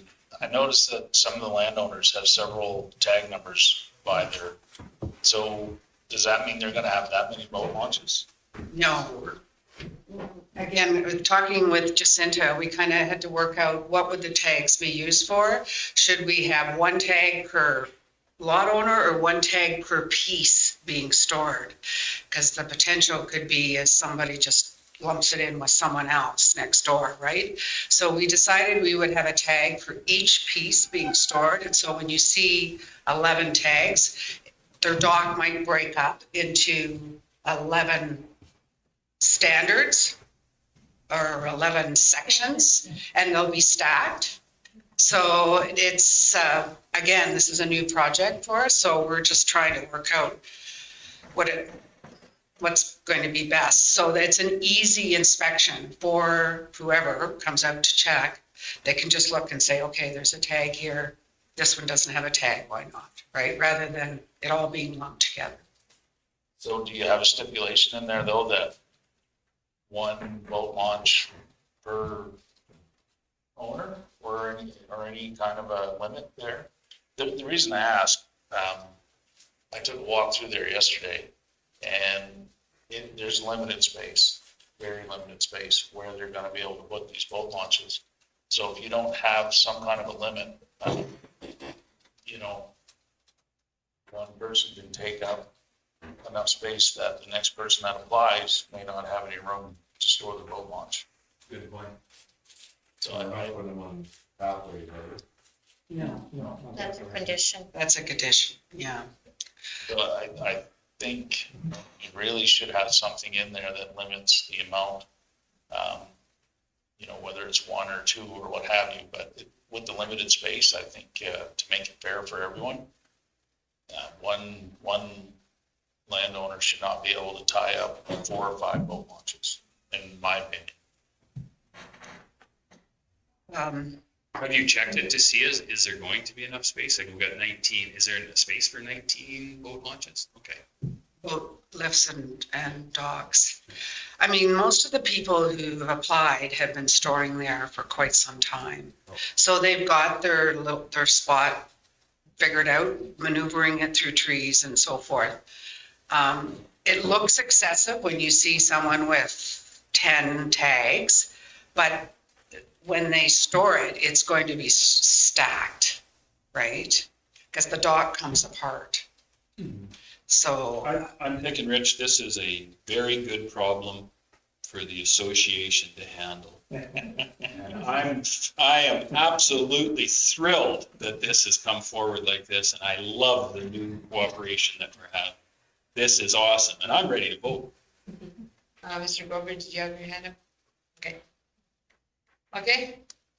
So, Clarify for, Mr. Gender had mentioned having the photo taken before the dock is actually stored on the site, and that would be very helpful, because we did notice a few trees yesterday that looked like they were, had been cut, and so we. 1%. Yeah, so we don't want to look at that in October. It might be difficult for us, so if we could have the photo taken before that equipment's actually put in that specific area, then we could bring that to you and say, this is, you know, the condition it was before and after. And then as Julie mentioned, there are areas that they have been storing for multiple years, but we are getting more residents all the time, you know, adding, so there's need for the storage is increasing as well, so. I don't think that's a very onerous request. I honestly, I think they could take like I said, I mean, I am 100% confident that everybody down there has a cell phone that could take a picture of where they're putting it in. Just take the picture, they could have it there. They don't have to right away give it to you, but they can send it to a file. We've got such technology these days. Email it to us or to you, and then you've got it. It's not a hard, onerous task, I don't think. how soon would you want that? Some people aren't at the lake again now. So the long Before they weekend. put their launch in. Oh, before they put it in? Yeah. If you're bringing the dock up, click, click, click, this is it. Bang, launches in, click, click in, there it is. You Bob's your own. It's not that's not. When they put it in, it can be the minute before they put it in there, it's done, and then. or take it out. Take it out of the water. Yeah, right, that's the time to do it. Okay. So you want to add that? Somebody adding that? I don't think we need to. I think, again, the association has that under control. I love this. Okay, so we have a motion on the floor by Mr. Nixon to approve. We'll call the question. All in favor? It's carried. Okay, thank you, Thank Julie. you very much for this, and we do appreciate very much that the association's taken this on, because it does solve a lot of our problems. Yeah, and we do very much appreciate it. You can understand why we were hesitant to start this process on our own. Well, I only hope that it will get easier Yeah. as time goes on. Thanks for being the evening. Yeah. And let everybody know that we do appreciate it. This is what we should be working towards. Thank you. Did we have somebody else on the phone, Andrew? We did, and they're still there, and they are our next item, I believe. See you on the next one? Yeah. 7.1? Didn't change our order at all. Oh, okay, good. 7.1. We'll move on to 7.1, subdivision 2021-12, Northeast 214218, Clements, on page 156. And who's taking this one? That will be me, Madam Chairman. So this application is up near the village of Zinalda, a few miles off to the east, and is for the creation of approximately a 23-acre first parcel out subdivision, and maybe we can just bring that up on the screen. So you can see the boundaries outlined in purple of where they're proposing their parcel boundaries. Trying to capture, there's 2 residents on the property, one up what I will refer to as the east, up closer to Trounton Road to 4 41-4, one kind of towards the middle in that area of trees. Then there's horse paddocks off to the left. And then there's, and then there's some pasture land until you hit a lease road, which the applicant, I believe, is has a, is that me or is that? It's coming from the caller, I just needed. Has a clean line to maybe make it a little easier to farm around, and then basically extending eastwards to a point, just capturing the grain bins that you can see in the lower right corner of that purple box. So it's a little bit of a farmstead removal and trying to capture all the land. There's no real issues from a policy perspective. It's not within an municipal development plan. For the municipal development plan, it does fall into those categories of trying to define how much land should be used for this particular case. And there's a number of exceptions. Usually we try to minimize it. And the biggest issue with this application, if we could go to the next exhibit that's attached, really, sorry, I guess the second next thing, is the relationship between the parcel being created, the amount of land needed, and the two open discharge systems that are on site. So what you're seeing on this drawing, where you see the two yellow dots, are our best guess on where the actual discharge points are. And for the one for the east residence, that's on the right-hand side of the photo, we frankly did not find that in the field. It's too overgrown, we couldn't find it. So it is very, very much a subjective guess on where we think it would be based on what the applicant was able to tell us. From each of those two dots radiating out, you have two rings. The first ring is the 45-meter distance that a new open discharge is not supposed to be close to a building or a wetland. The second ring is 90 meters out, and that's where that ring must be completely encompassed within the parcel that the open discharge system serves. In other words, it can't cross a new property line being created. So for the one for the west, and there's some photos in the report that you can see some of the open discharge points that are to the west of the existing house, so that's the first yellow dot. While close to the house, that's actually a safety codes issue. It's not really a subdivision issue. We don't get to police the private sewage disposal systems through the subdivision process. We get to check their placement on the site in relationship to new parcel boundaries. So they're good. One for the east residence, the ring leaves the existing property line to the north, but we're creating the property line to the east, and we still have a problem. It does go beyond. So there's a couple solutions listed in the report on how to address those. We jump to condition number 1 in the report. You can see we've identified another number of options. One is to clarify that we're wrong on our drawing. Get an Alberta land surveyor to come out, find it, and demonstrate to the staff that no, it's over here, and yes, it falls within the proposed parcel boundaries. That would work. Number 2 is to relocate the one for the east residence. See if you can find a spot maybe farther to the south and off to the west that pulls that outer ring into the boundaries of the proposed parcel. And you can see by the tail end of that option 1B, I'm betting that they're not going to be able to do it. So that's why there's no latitude to push that parcel boundary to the east out about 30 meters or so. And I think that's probably the least amount of space you need to be able to accommodate that. Item C is you could walk away from continuing use of the open discharge system and put in a newer, albeit more expensive system. Has fewer setbacks from property boundaries. So that could mean going to an infield system or going to a pure pump out arrangement. So there's a number of scenarios. Rather than saying flat out no to the application on this basis, we tried to structure a condition that addresses the issue and gives the applicant a series of choices that all of which would basically satisfy the issue.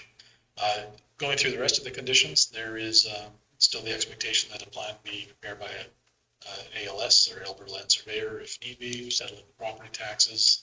We do need to make sure we get the rural addressing sign up for the new parcels, the new lot compared to the remnant parcel. The approaches will have to be upgraded, or there's the application form to go through that process. We do need road widening along one side on the east on Range Road 18-3. It's already been taken on the township road across the north. So there's approximately 5 meters of dedication required to come off this quarter section on that side. And we also need to have some clearing of trees and grubbing, both on the north property and on the north road, and on the east road, at least 150 meters sight distance, and actually the tail end, Madam Chair, that probably should say, we're trying to get 150 meter sight distance from each of the 3 access points. So we probably do have to add the words of from each access to the tail end of number 7. With that, the chair recommendation is for approval subject to those conditions. Mr. Noah. What's grubbing? Is that grinding? Removal of the stumps themselves. So is that grinding, you mean, or I've never heard the word grubbing, that's why. Grubbing is basically getting everything down to ground level or removal of stumps.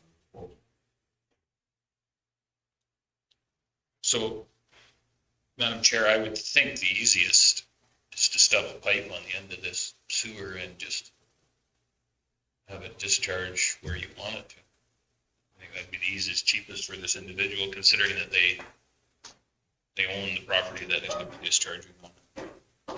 Just my thought. For whoever's making the motion. There's a few things I want to say about this particular place, and Lionel Clement called me this morning, and Cal is actually on the phone. Lionel called while I was talking to Cal, so.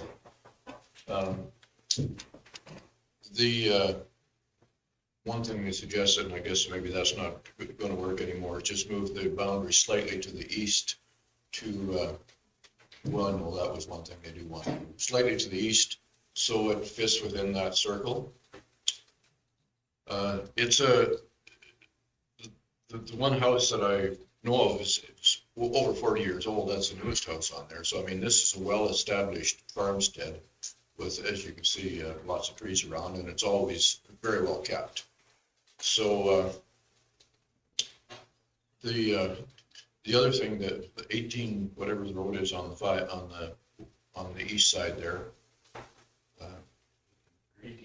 18.3, the dead end road again. There's you go down about a mile down there, and a big slough around there that machinery road is all there is. And half a mile past that, it ends in the brush patch, and beyond that is sloughs again. So that road goes no place. So paying for road widening there is something I can't see, and I've spoken against that a few times in MPC. The west side over to the lease road, if they shorten that up any to make it a smaller parcel, there's no room to farm that on the other side. I mean, you across that lease road, I mean, you'd have to go in there with your small machinery. You have to get James to do that, custom farm that one. So can I ask Wayne why I want to point out to the other end? Like, why would they move? Can you zoom in on that a little bit? Which area? The one that has the pink on it. Yeah, zoom in. Yeah. No, out. Oh, you want to picture that? Like, why couldn't they go? Why don't they shift the border to 18.3? Well, I mean, it's still. It's the same thing though. They're just shifting the acreage to the. Oh, you want to pick up the whole thing and shift it? Out on the east side there. That's important for them to keep. Oh, but I see what I'm saying is it would solve the problem on two points if they moved it to the other side. This is a subdivision, but I mean, it's still the farm headquarters they've got another 4 or 5 quarters of land that they farm, so they need the bins as well. So that's part of the farmstead. I don't know, I can ask Cal's on mute if you had a question. on mute, he talked to Lionel, he probably knows a little more than I've said, so.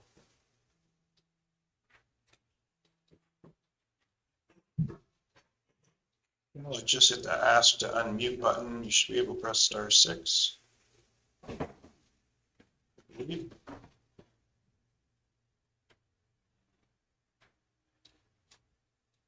guys hear me now? Now we can, you bet. Okay, well, that was easy. Yeah, sorry guys, Lionel called me this morning, so I haven't looked at this on a computer or printout or anything, so you might have to help me along a little bit. But he did have a few ideas or thoughts on a few things here that he wanted me to point out for him. Did I lose you? No, you go ahead. We're just waiting for you to continue. Okay. Okay, so yeah, if we go to that, that lease road on the west side, I'm just gonna pull up my map here. Yeah, so they consulted me before they put in the request for the subdivision. And I said to them, Lionel, you might as well go to that east, or sorry, this is the west, not the east. Go to that lease road on the west side. Because if you just make a narrow little piece in there, I'll never be able to get in there to farm it. So that was kind of part of my recommendation too, is to put it right to the lease road. So Cal, what if you moved that whole acreage to the east and butt right up against 18.3? Is there a reason you don't want to do that? Well, there's quite a few acres on the east side there that I can farm, is the thing. It just looks like it's a big slough in the one corner, isn't it? It's just got a little slough in the one corner there, yeah. Okay. It's the size of it's not very big. So I don't know how many acres it'd be in that chunk there, maybe 5 or so. I'm just guessing. You guys might actually have a look at this. No, I bet you there's more than 5, judging by that. I'm saying the whole, take how many acres are we working on here? What are we working on? I think that's 23 acres there. So take the whole 23 acre parcel and move it east and give you the stuff on the west. I think it would be bigger than 23 if you did that just to encompass his house. Maybe I'm looking at a different map. It looks to me that it's almost close, like it's very close. I don't think it is actually, but, and they've got horse corrals and there's barns and, everything's kind of set up in that central part of the north boundary, I guess, is probably their biggest thing. And their shelter belt, is all along that north boundary too. Well, that's what I'm saying. Take that all in there. That being right at the shelter belt, be the borderline of the west side, and then go over. You could actually dog leg it and cut that road that comes in there, so you still have access. You would have the whole bottom. I don't know other than that's kind of where all their pens and corrals are right now, so that they'd have to move all that. So Cal, what we're running into right now is they have a discharge system that is basically a little bit out the boundaries outside. It's going to have to move to the east anyways, and I'm just saying, like, take the whole footprint, move it over, and Bob's got your uncle, and you're in business. Yeah, I don't think there's any problem moving that over like the 50 feet or whatever to encompass that sewer pump out. Even though we'd have to move it south, right? Yeah, stick a hose on it, call it a day. Yeah, exactly. We'll get it south the way, and I'm kind of working with these guys to help out on it, but we can, if we move that east boundary east, whatever it takes, and then we can, like you say, stub a hose on there, get that sewer so it's within the boundaries for sure. If that's what they want to do, I'm good with that, Madam Chair. I don't have a problem. If they're okay with moving that to the west or to the east by 50 feet, they're good. If it's okay with you, it's fairly easy fix for us. Mr. Nixon. I forgot my question now, sorry. About the boundary line? Was it about moving the boundary line? No, it was something to do with the sewer discharge, but I don't remember what it was. I think, Madam Chair, the conditions as written allow for a 30-meter variance to that east property line, and then just get it south with a surveyor marking it. 1B is the option that the gentleman on the telephone was speaking to. Well, gentlemen. You reached him. I would say it takes after his mom. Sorry, Cal. It's a good thing. So copy. Sorry, I missed some of that, guys. Where are we at now then? Your father is giving you a hard time. Mr. Nixon was Oh, making yeah. some comments. James called you a gentleman, I set him straight on that one. Good. So yeah, the sewer is fairly straightforward for us. We can fix that. I guess one other concern was, I think at the time that they put this application in, they were under the impression, and maybe wrongfully so, but that because there was 2 houses, they would be able to do 10 acres without paying the extra rural development fund or fee or whatever that is. No, yeah, Preferred zone. it's about the size more than it is anything. But it is a large. Yeah. It's 10 acres. Homestead, so, I mean, that, and we do take that into consideration as well. And it was 10 acres approximately when we measured it originally. So we've been working on this for years. It's not just a few months. It's been ongoing. And just to add to, I know Cal has mentioned also, but Mr. Clement, Lionel Clement came in to our office and wanted that pasture area for his horses to the east of his home. East or west? East. West, I believe. Oh, west, yes, sorry, yes. The east Yeah. side is Darrell's, yes. He's on the west. So that they wanted that extra land. We hadn't originally put it in as part of their parcel, but they wanted it added after we met with them, or Lionel himself, yeah. So what are we looking at here in administration? We're asking for $13,000 or what are we asking for? The notes are showing 18. We calculated based on the 5 doesn't pay, and then everything above the 5 does. We have to recalculate based on what would be the normal, ordinary size of the land needed to create a farmstead. And if that works out to 10, then probably we have to adjust that note and make it very clear, so we have a record that it'll be based on the first 10 doesn't pay, anything above 10, and with the adjustment, this may come in at 24. So maybe $13,000 to $14,000. Just to clarify, what we were using as our calculation for the homestead included the shelter belt, viable buildings, and any farm buildings as well. So it, and I'm going back quite a few because we had originally done this many years back. But it come in over 10, but we had determined that anything over 10 would be subject to that contribution to the Rural Development Fund. So I guess we could, the 5 acres is what we were using for a bare parcel, but when there's buildings on the site, we included the buildings, the powered water wells, and the shelter belt. Andrew, could you do me, thank you. Can you give us all the way down to Go down to the buildings, yeah, there's a big shop there too, on the, just behind Darrell's house. Assuming we would take the corrals. What's that profit? We change it to a unit that makes sense. 7.9, so our 12 acres.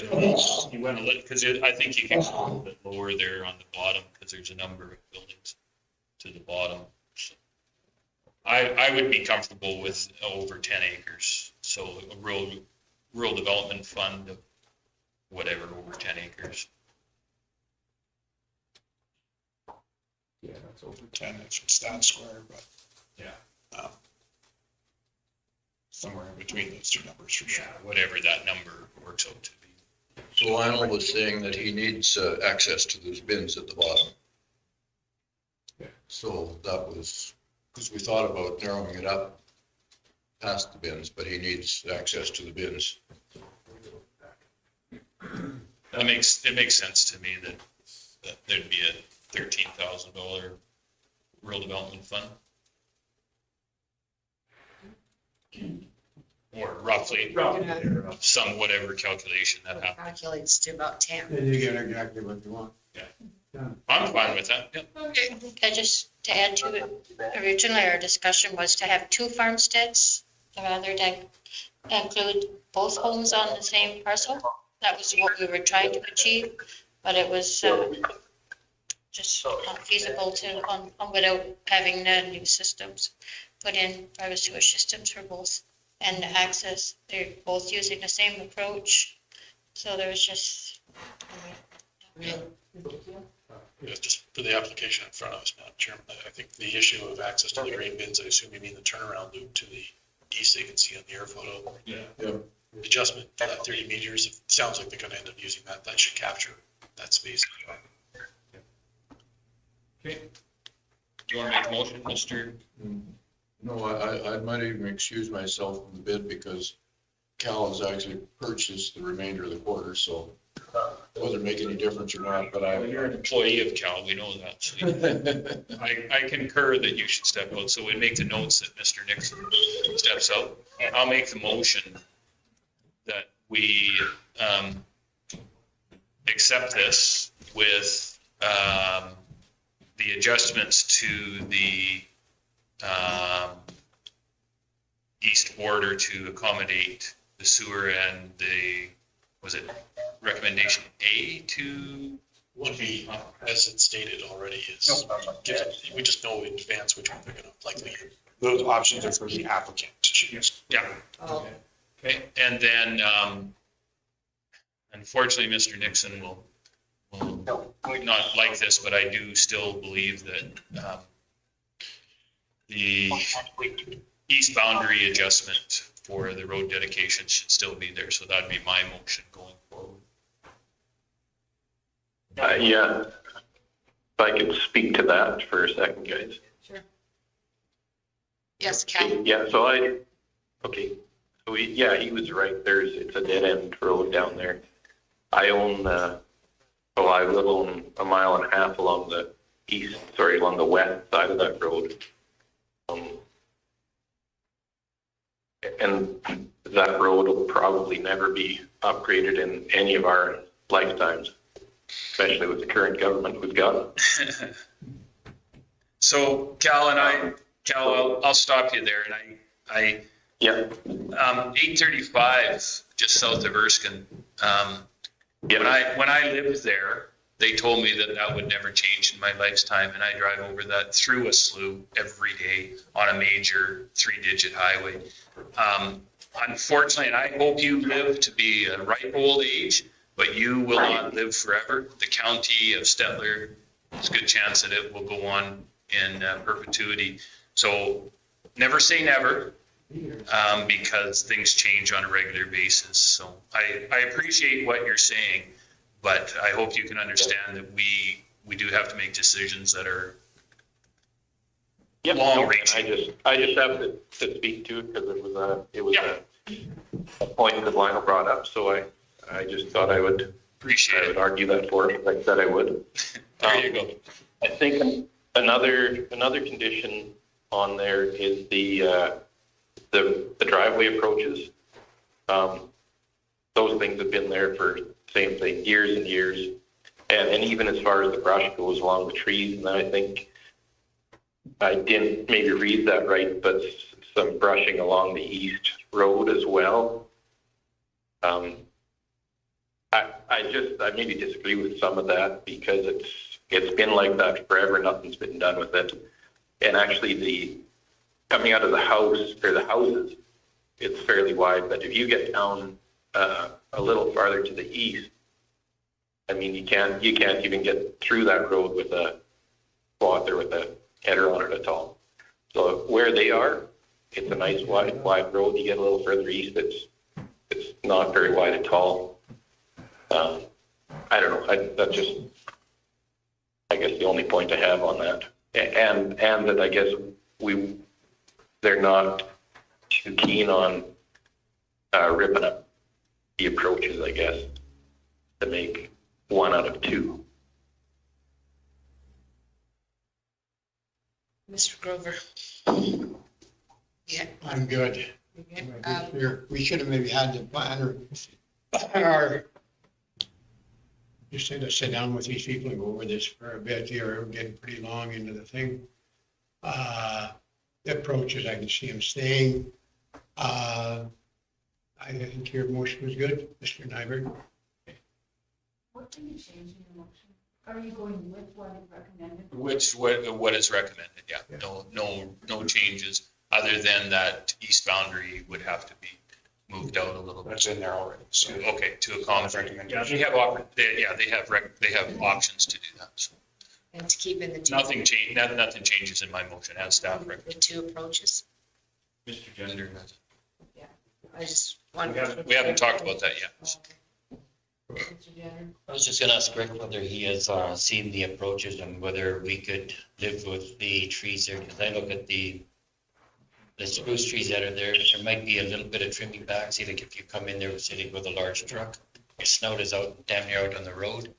Is there gonna be sight line enough so that we can, without butchering up this well-established site? Well, the goal wouldn't be to butcher it up. I mean, we're only looking for a site triangle, so, from what I see in your photo, it's gonna be pretty minor at best anyways, and we're not looking to cut large spruce trees down if we can make it work.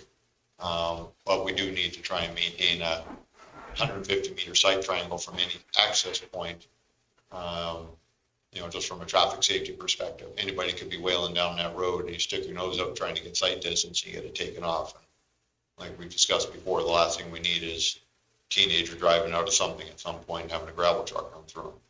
Because just for the lack of seeing, right? Cal, can you trim up some of those trees for him? I'm sure we can trim some things up and make it, Satisfactory to the county's satisfaction? yeah, And I will make that, exactly. Find a middle ground there, sure. yeah, and I will make that, that recommendation so that'll stay to our satisfaction, and that I make the recommendation that we don't have to remove the two approaches, just Okay. leave them with No, two. that- I'm good with that. If everybody else is good with that, I'm looking for, I'm fine with it. okay, so. Okay, so if we, just to be clear, because I'm kind of cutting in and out with this phone, so they'll still have to pay for the survey on the East Road, which, that's part of your plan, that's no big deal. We'll move that sewer to a satisfactory spot. Or I guess that'll have to be part of the survey, will it, or? You can either do that, or you can put it underground, or change the boundary a little bit, but that's your call. South. Yeah. It has to move south, or find it. Maybe it's already there. If you find where the discharge is, it might be but it has to be done, I think, by a surveyor, right? And, yeah. Craig said he would love to trump through there with his rubber boots on and find where it's being discharged. I'm sure you would. Without rubber gloves on. Try that already. Yeah. Not going again.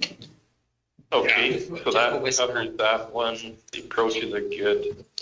And I think I didn't quite catch all that, but as far as that rural development fund, we're just paying it on the 13 acres then? Roughly, whatever, they'll do the calculation, and whatever that amount will come to, they'll have it set in place.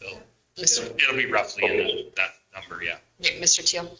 Just for clarity, on condition number 5, Madam Chairman, I heard, yes, we weren't suggesting that they lose any approaches, but there's still a question of upgrading to the county spec. And that's really what the condition number 6 speaks to. And that's if required. We haven't been inspected yet, have we? Well, we looked at them, I wouldn't call it the inspection. Mr. Gender. The only trouble there with that, if we upgrade and then we have to start putting 500 mil culverts in there and it looks very flat, it's gonna take an awful lot of work in there. I'm gonna call it that we pull that condition out. What are you looking for? Don't stop bringing them to us, just. Okay, so you're ready now? Question with with the amendments, okay? All in favor? Carried. You're clear with that, Marlon? Number 5. That's got it covered then, guys? Yeah. You guys, thank you very much. Hey, thanks a lot for listening and have a good day, guys. Thank you. Thanks. Yep, I know. Rich, do you want to holler at the old fellow back? Just any old fellow. if there's a couple, bring them in. Okay, subdivision 2021-14.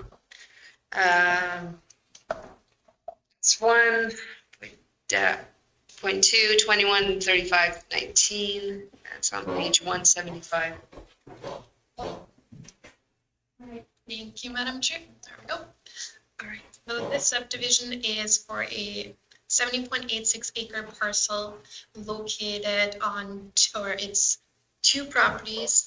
It is the southwest corner of the southeast quarter section that is proposed to be subdivided out of the southeast quarter and consolidated with the southwest quarter section. The proposed parcel is already being used as one entity for a pasture with the southwest quarter section, and the fragmenting feature here is Township Road 353, which is why this is being used as one entity. In terms of the, sorry, lost my thought here. Yeah, so it does comply with the municipal development plan as well as the land use bylaw provisions in terms of road dedication, road access. All the southwest and the southeast both have access either through the private road on the western boundary of the southwest quarter section and Range Road 193 on the eastern boundary, as well as Township Road 353. In terms of the road dedication, we do need to take additional road dedication along Range Road 193 to create the 30-meter wide road dedication, as well as the private undeveloped road on the western boundary there. And with that, I also want to note that Range Road 193 does kind of curve around the wetland in the southeast corner. So as part of the road dedication, we would need to make sure that the 30 meters are taken where the road actually follows instead of along the boundary, along the property boundary there. Move it. Mr. Grover. Any discussion on the motion? What? Any discussion on the motion? Mr. Gender. The only concern is that, say like in time, if someone wants to buy that portion and subdivide it, they're then gonna have to pay into the rural development fund. So with that, they actually don't have to pay into the rural development fund because the rural development fund requires funding if it is for a boundary adjustment to a previously subdivided parcel.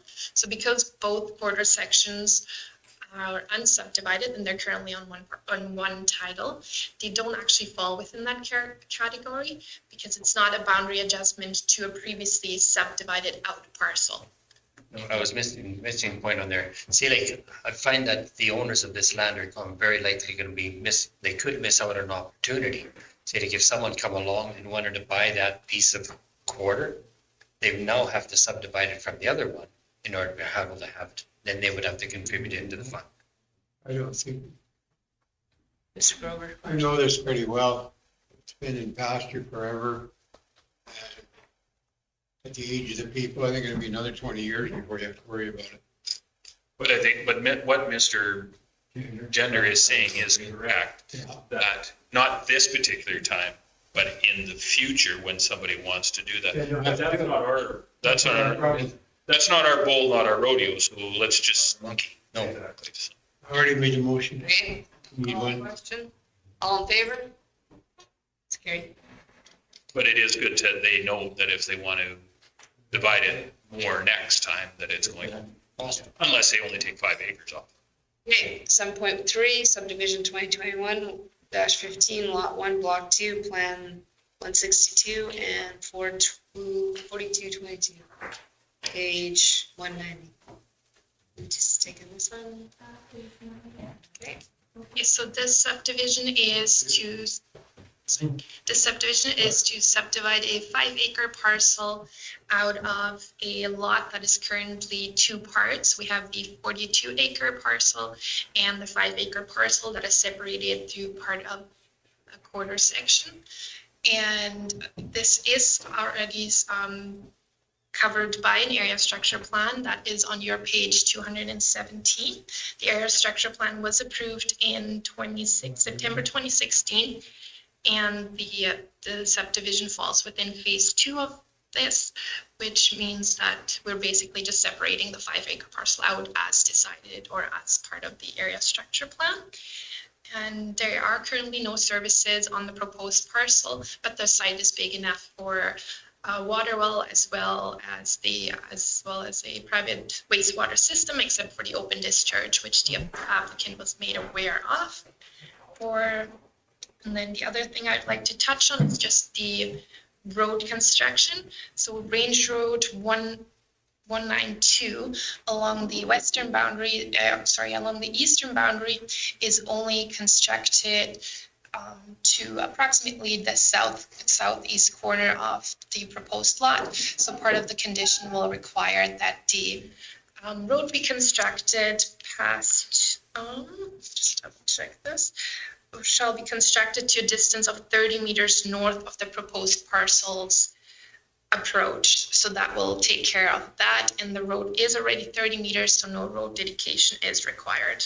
Annika, am I the only one here, but is this in our package? Sorry, this is. Skip on to the next one. Oh, okay, so Did I do the wrong one?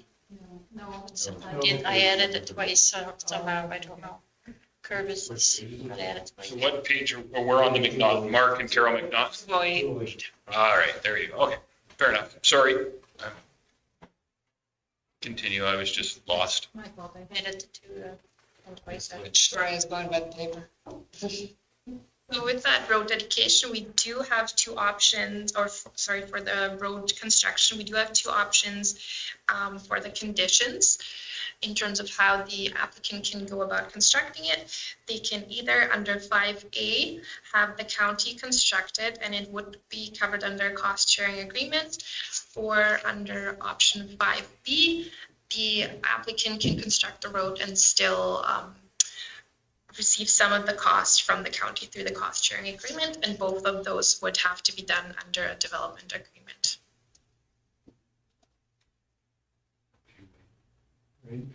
I'll move that forward, Madam Chair. Okay, any discussion? Mr. General? The road use agreement or constructing it is what, the county spends the first 10,000? Or is it a shared agreement? I do the building, man. I don't know. Madam. I don't do the numbers. Probably good. It's shared cost up to a maximum contribution of the county's portion of $10,000. So if it's a $10,000 road, we'll take 5, they'll take 5. If it's a $20,000 road, we'll take 10, they'll take 10. If it's a $30,000 road, we'll take 10, they'll take 20. Yeah, so, yeah, 50-50 up to us contributing Up to 10. Okay. So this is going to be a work project on direct to put it into your time. Thank you. Or they could do it themselves. Yeah, or they can spend the whole thing and do it themselves. Yeah, because they might not want to wait for Rick's schedule to open up, and that's why there's an option. Well, then I'm in demand, you gotta understand that. And that's only the road lots, right? Right. That's not the approach or anything. This is because we're Finding jobs for you. Great. Any other discussion? So we have a motion on the table. All in favor? Here. Now we go to. Back up. Either the first or second. Keep going, it's there twice. Division 2116.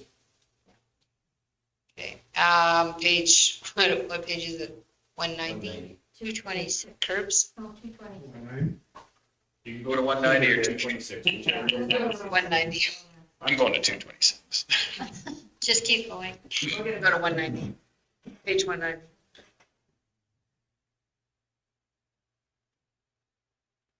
Thank you, Madam Chair. So this application is for a 35-acre parcel, which consists of the western portion of the southeast quarter section, which is proposed to be subdivided and consolidated with the southwest quarter section, or at least the eastern portion of the southwest quarter section, as that was a previously subdivided quarter section. Anything west of the railroad is not subject to this application.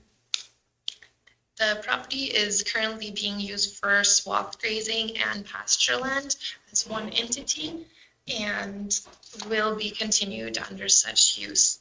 It does comply with the MDP and LUB provisions. In terms of road dedication, the Township Road 372 is not 30 meters wide yet, as well as, just Range Road, Township Road 372, so we would require some road dedication there.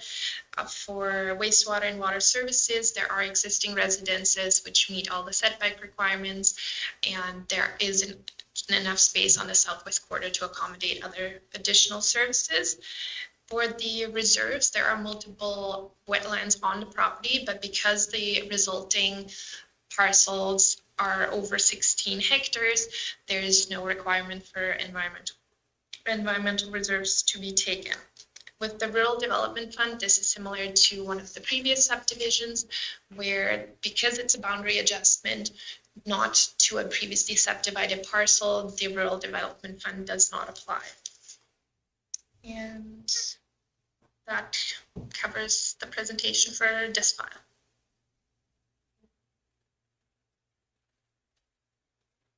Discussion or motion?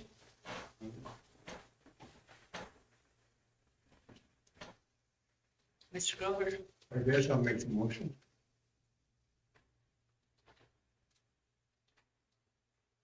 Any discussion? No discussion, so I'll call the question. All in favor? It's carried. Okay. Madam Chair, if this is through to administration, can we just back up there a little bit? Yeah. So this is, I think we've seen about 3 or 4 of these come through now. Is there something that we should be doing to have a discussion about this going forward, as far as, because really they've created a, 117 acre parcel without any rural development fund contribution. And we've run into this in the past on a couple of other occasions. I see people have figured out how to do a loophole, and I get it. I totally understand it. I mean, if I was in their position, I would do it as well. It's there, it's part of the rules, but should there be some discussion around this being a change of some sort? Maybe council needs to be aware, because we're not that council, that there needs to be something, there needs to be maybe some adjustment, or I don't know. I'm just putting a feeler out there. Mr. Boucher, next. I was just going to speak to that, this is a proper interpretation of the MDP as it was put into place. The intent of the MDP was largely just to discourage breaking up farmland, and these types of subdivisions seem to be respecting that. However, with that said, I absolutely want you guys to review your MDP and your whole land use bylaw. Probably early into the next term, those are projects the next council will see. So if we do that, this is something that should be made a note to have some discussion around, I think, is that this just needs, and maybe it's right, maybe it's where we're supposed to be at. It does kind of feel to me that it is being used as a loophole a little bit, and we need to have that discussion. I mean, it is what it is, but instead of just doing a review and forgetting about this, because I'll be honest, I don't dream about planning at night, I'm sorry. But it should be a discussion. It's already in the margin of our versions. Perfect, thank you. That's all I wanted, Madam Chair, thank you. Mr. Teal? Actually, very much. I think just the wording in the Rural Development Fund, trying to interpret this, is on its own worthy of review. You're making notes. Okay. Now which one are we going to? I blame council. 7.5. 7.5. Is that 226? 2009. What page is that one? 244. 244. That's Hallett.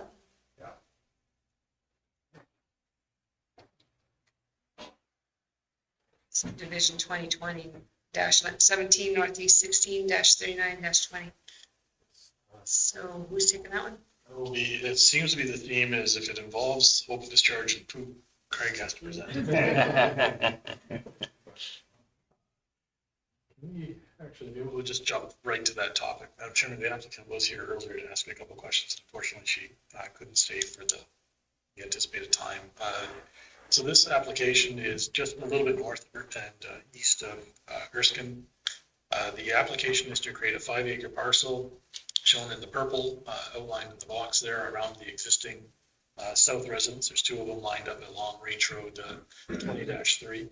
The application meets the NDP requirements. It meets the LDP requirements. We're not in an IDP area, and clearly this is a bare 5-acre parcel. So in terms of rural development fund, the first 5 acres is free, and unless they come in a little bit more on their survey, then we'll charge them the prorated amount. But you can probably guess by me showing you the rings again, that the big issue on this file is the existing open discharges, both for the existing house that would be in the new parcel and the one that serves the buildings that would stay on the remnant. The 2 yellow dots, this time we didn't actually risk our shoes and we're able to see the pipe. So we're a little bit more certain on the location, but there could still be a plus or minus 5 meter difference of where we put it compared to the accuracy of a surveyor can deliver. And for the second, the lowest of the 2 yellow dots, you see the rings around. The 5 acres is just big enough to ever accommodate an open discharge system. You need at least 8 acres to be able to accommodate that 90 meter radius ring. And actually, Andrew, can we zoom so we can see more of the photo, please? Just, yeah, please, thanks. So in looking at the application, the open discharge that serves the house to the north on the remnant, that's the north yellow dot, it too has its corresponding rings. Its 90 meter setback would go into the new parcel. That's not allowed in the private sewage regulation. And if you try to slide it north, you start running into one of those 2 wetlands that are waiting, and that 45 meter ring can't go into that location. So the options for this one to fix that are quite narrow. Nonetheless, they are laid out as option actually there are 2 options, one per property, is basically to abandon the open discharge and change the nature of your sewage system, either be an infield or a holding tank pump out arrangement. And that seems to be the only way that this particular application would be able to meet the private sewage expectations. The remaining conditions are fairly standard: property taxes, survey, address and sign. There are existing approaches, and you can see what is quite popular, the 2 uniform one entry, one out for the residents to the south, and then a couple other access points that are into the remnant farm field. In terms of site distance on the photos that are in the RFT, it looks like it's fairly clear. There is a tree on one of the photos that you can see in that lower photo, it juts out. That actually is on the neighbor's property on the next quarter section, so not within the control of the applicant.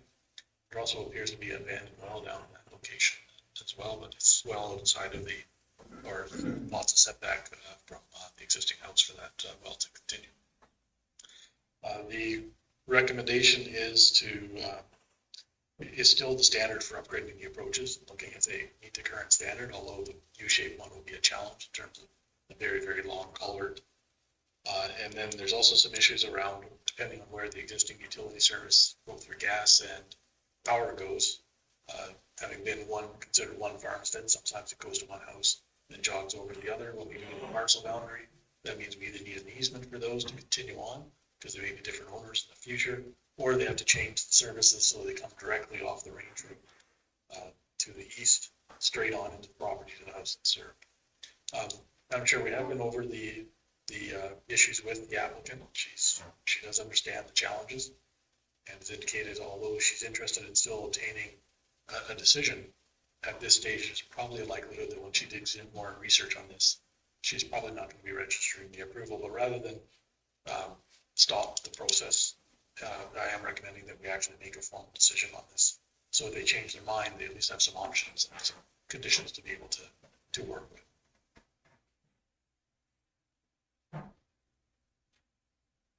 Mr. Knight. Madam Chair, thank you. So the approach issue, and that's the second one we've come up Is there a reason that we're not getting a recommendation ahead of time? Like, can you help me out with that? In what regard? As far as upgrading the approach, is this just rubber stamp? We say upgrade the approach on it if needed be. Generally, yeah, we require all developments and subdivisions to meet our current specifications. I mean, I hate deviating from the standard because every time we do that, every time we give a lenience or a what do you call it? Variance, thank you. It just seems that I'm always looking, is it a rule that needs to be fixed? But I'm cool with that. Mr. Jenner? I'll make the motion, but the number 7 for the approaches, I'd like to disregard that one. Like I look at the ditches in there, they are very flat, not able to accommodate the culverts even onto the southern very part. But there is that one bush that's coming onto, say, like the neighbors, and I believe it extends onto the county right away, right on the very south there, and it's a bottom picture, that we should maybe trim that one. It's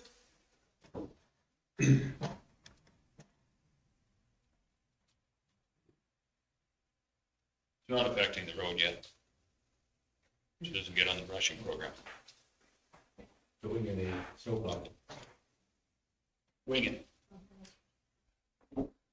Okay, any other discussion? Okay, we have a motion on the floor to approve. All in favor? It's carried.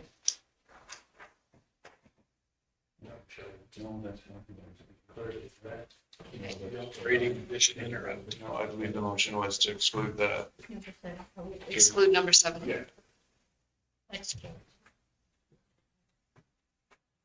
Okay, so is that everything? Make sure I didn't forget anything. Out here. Okay. Motion to adjourn. Well, next meeting is September 22nd. So motion to adjourn. All in favor?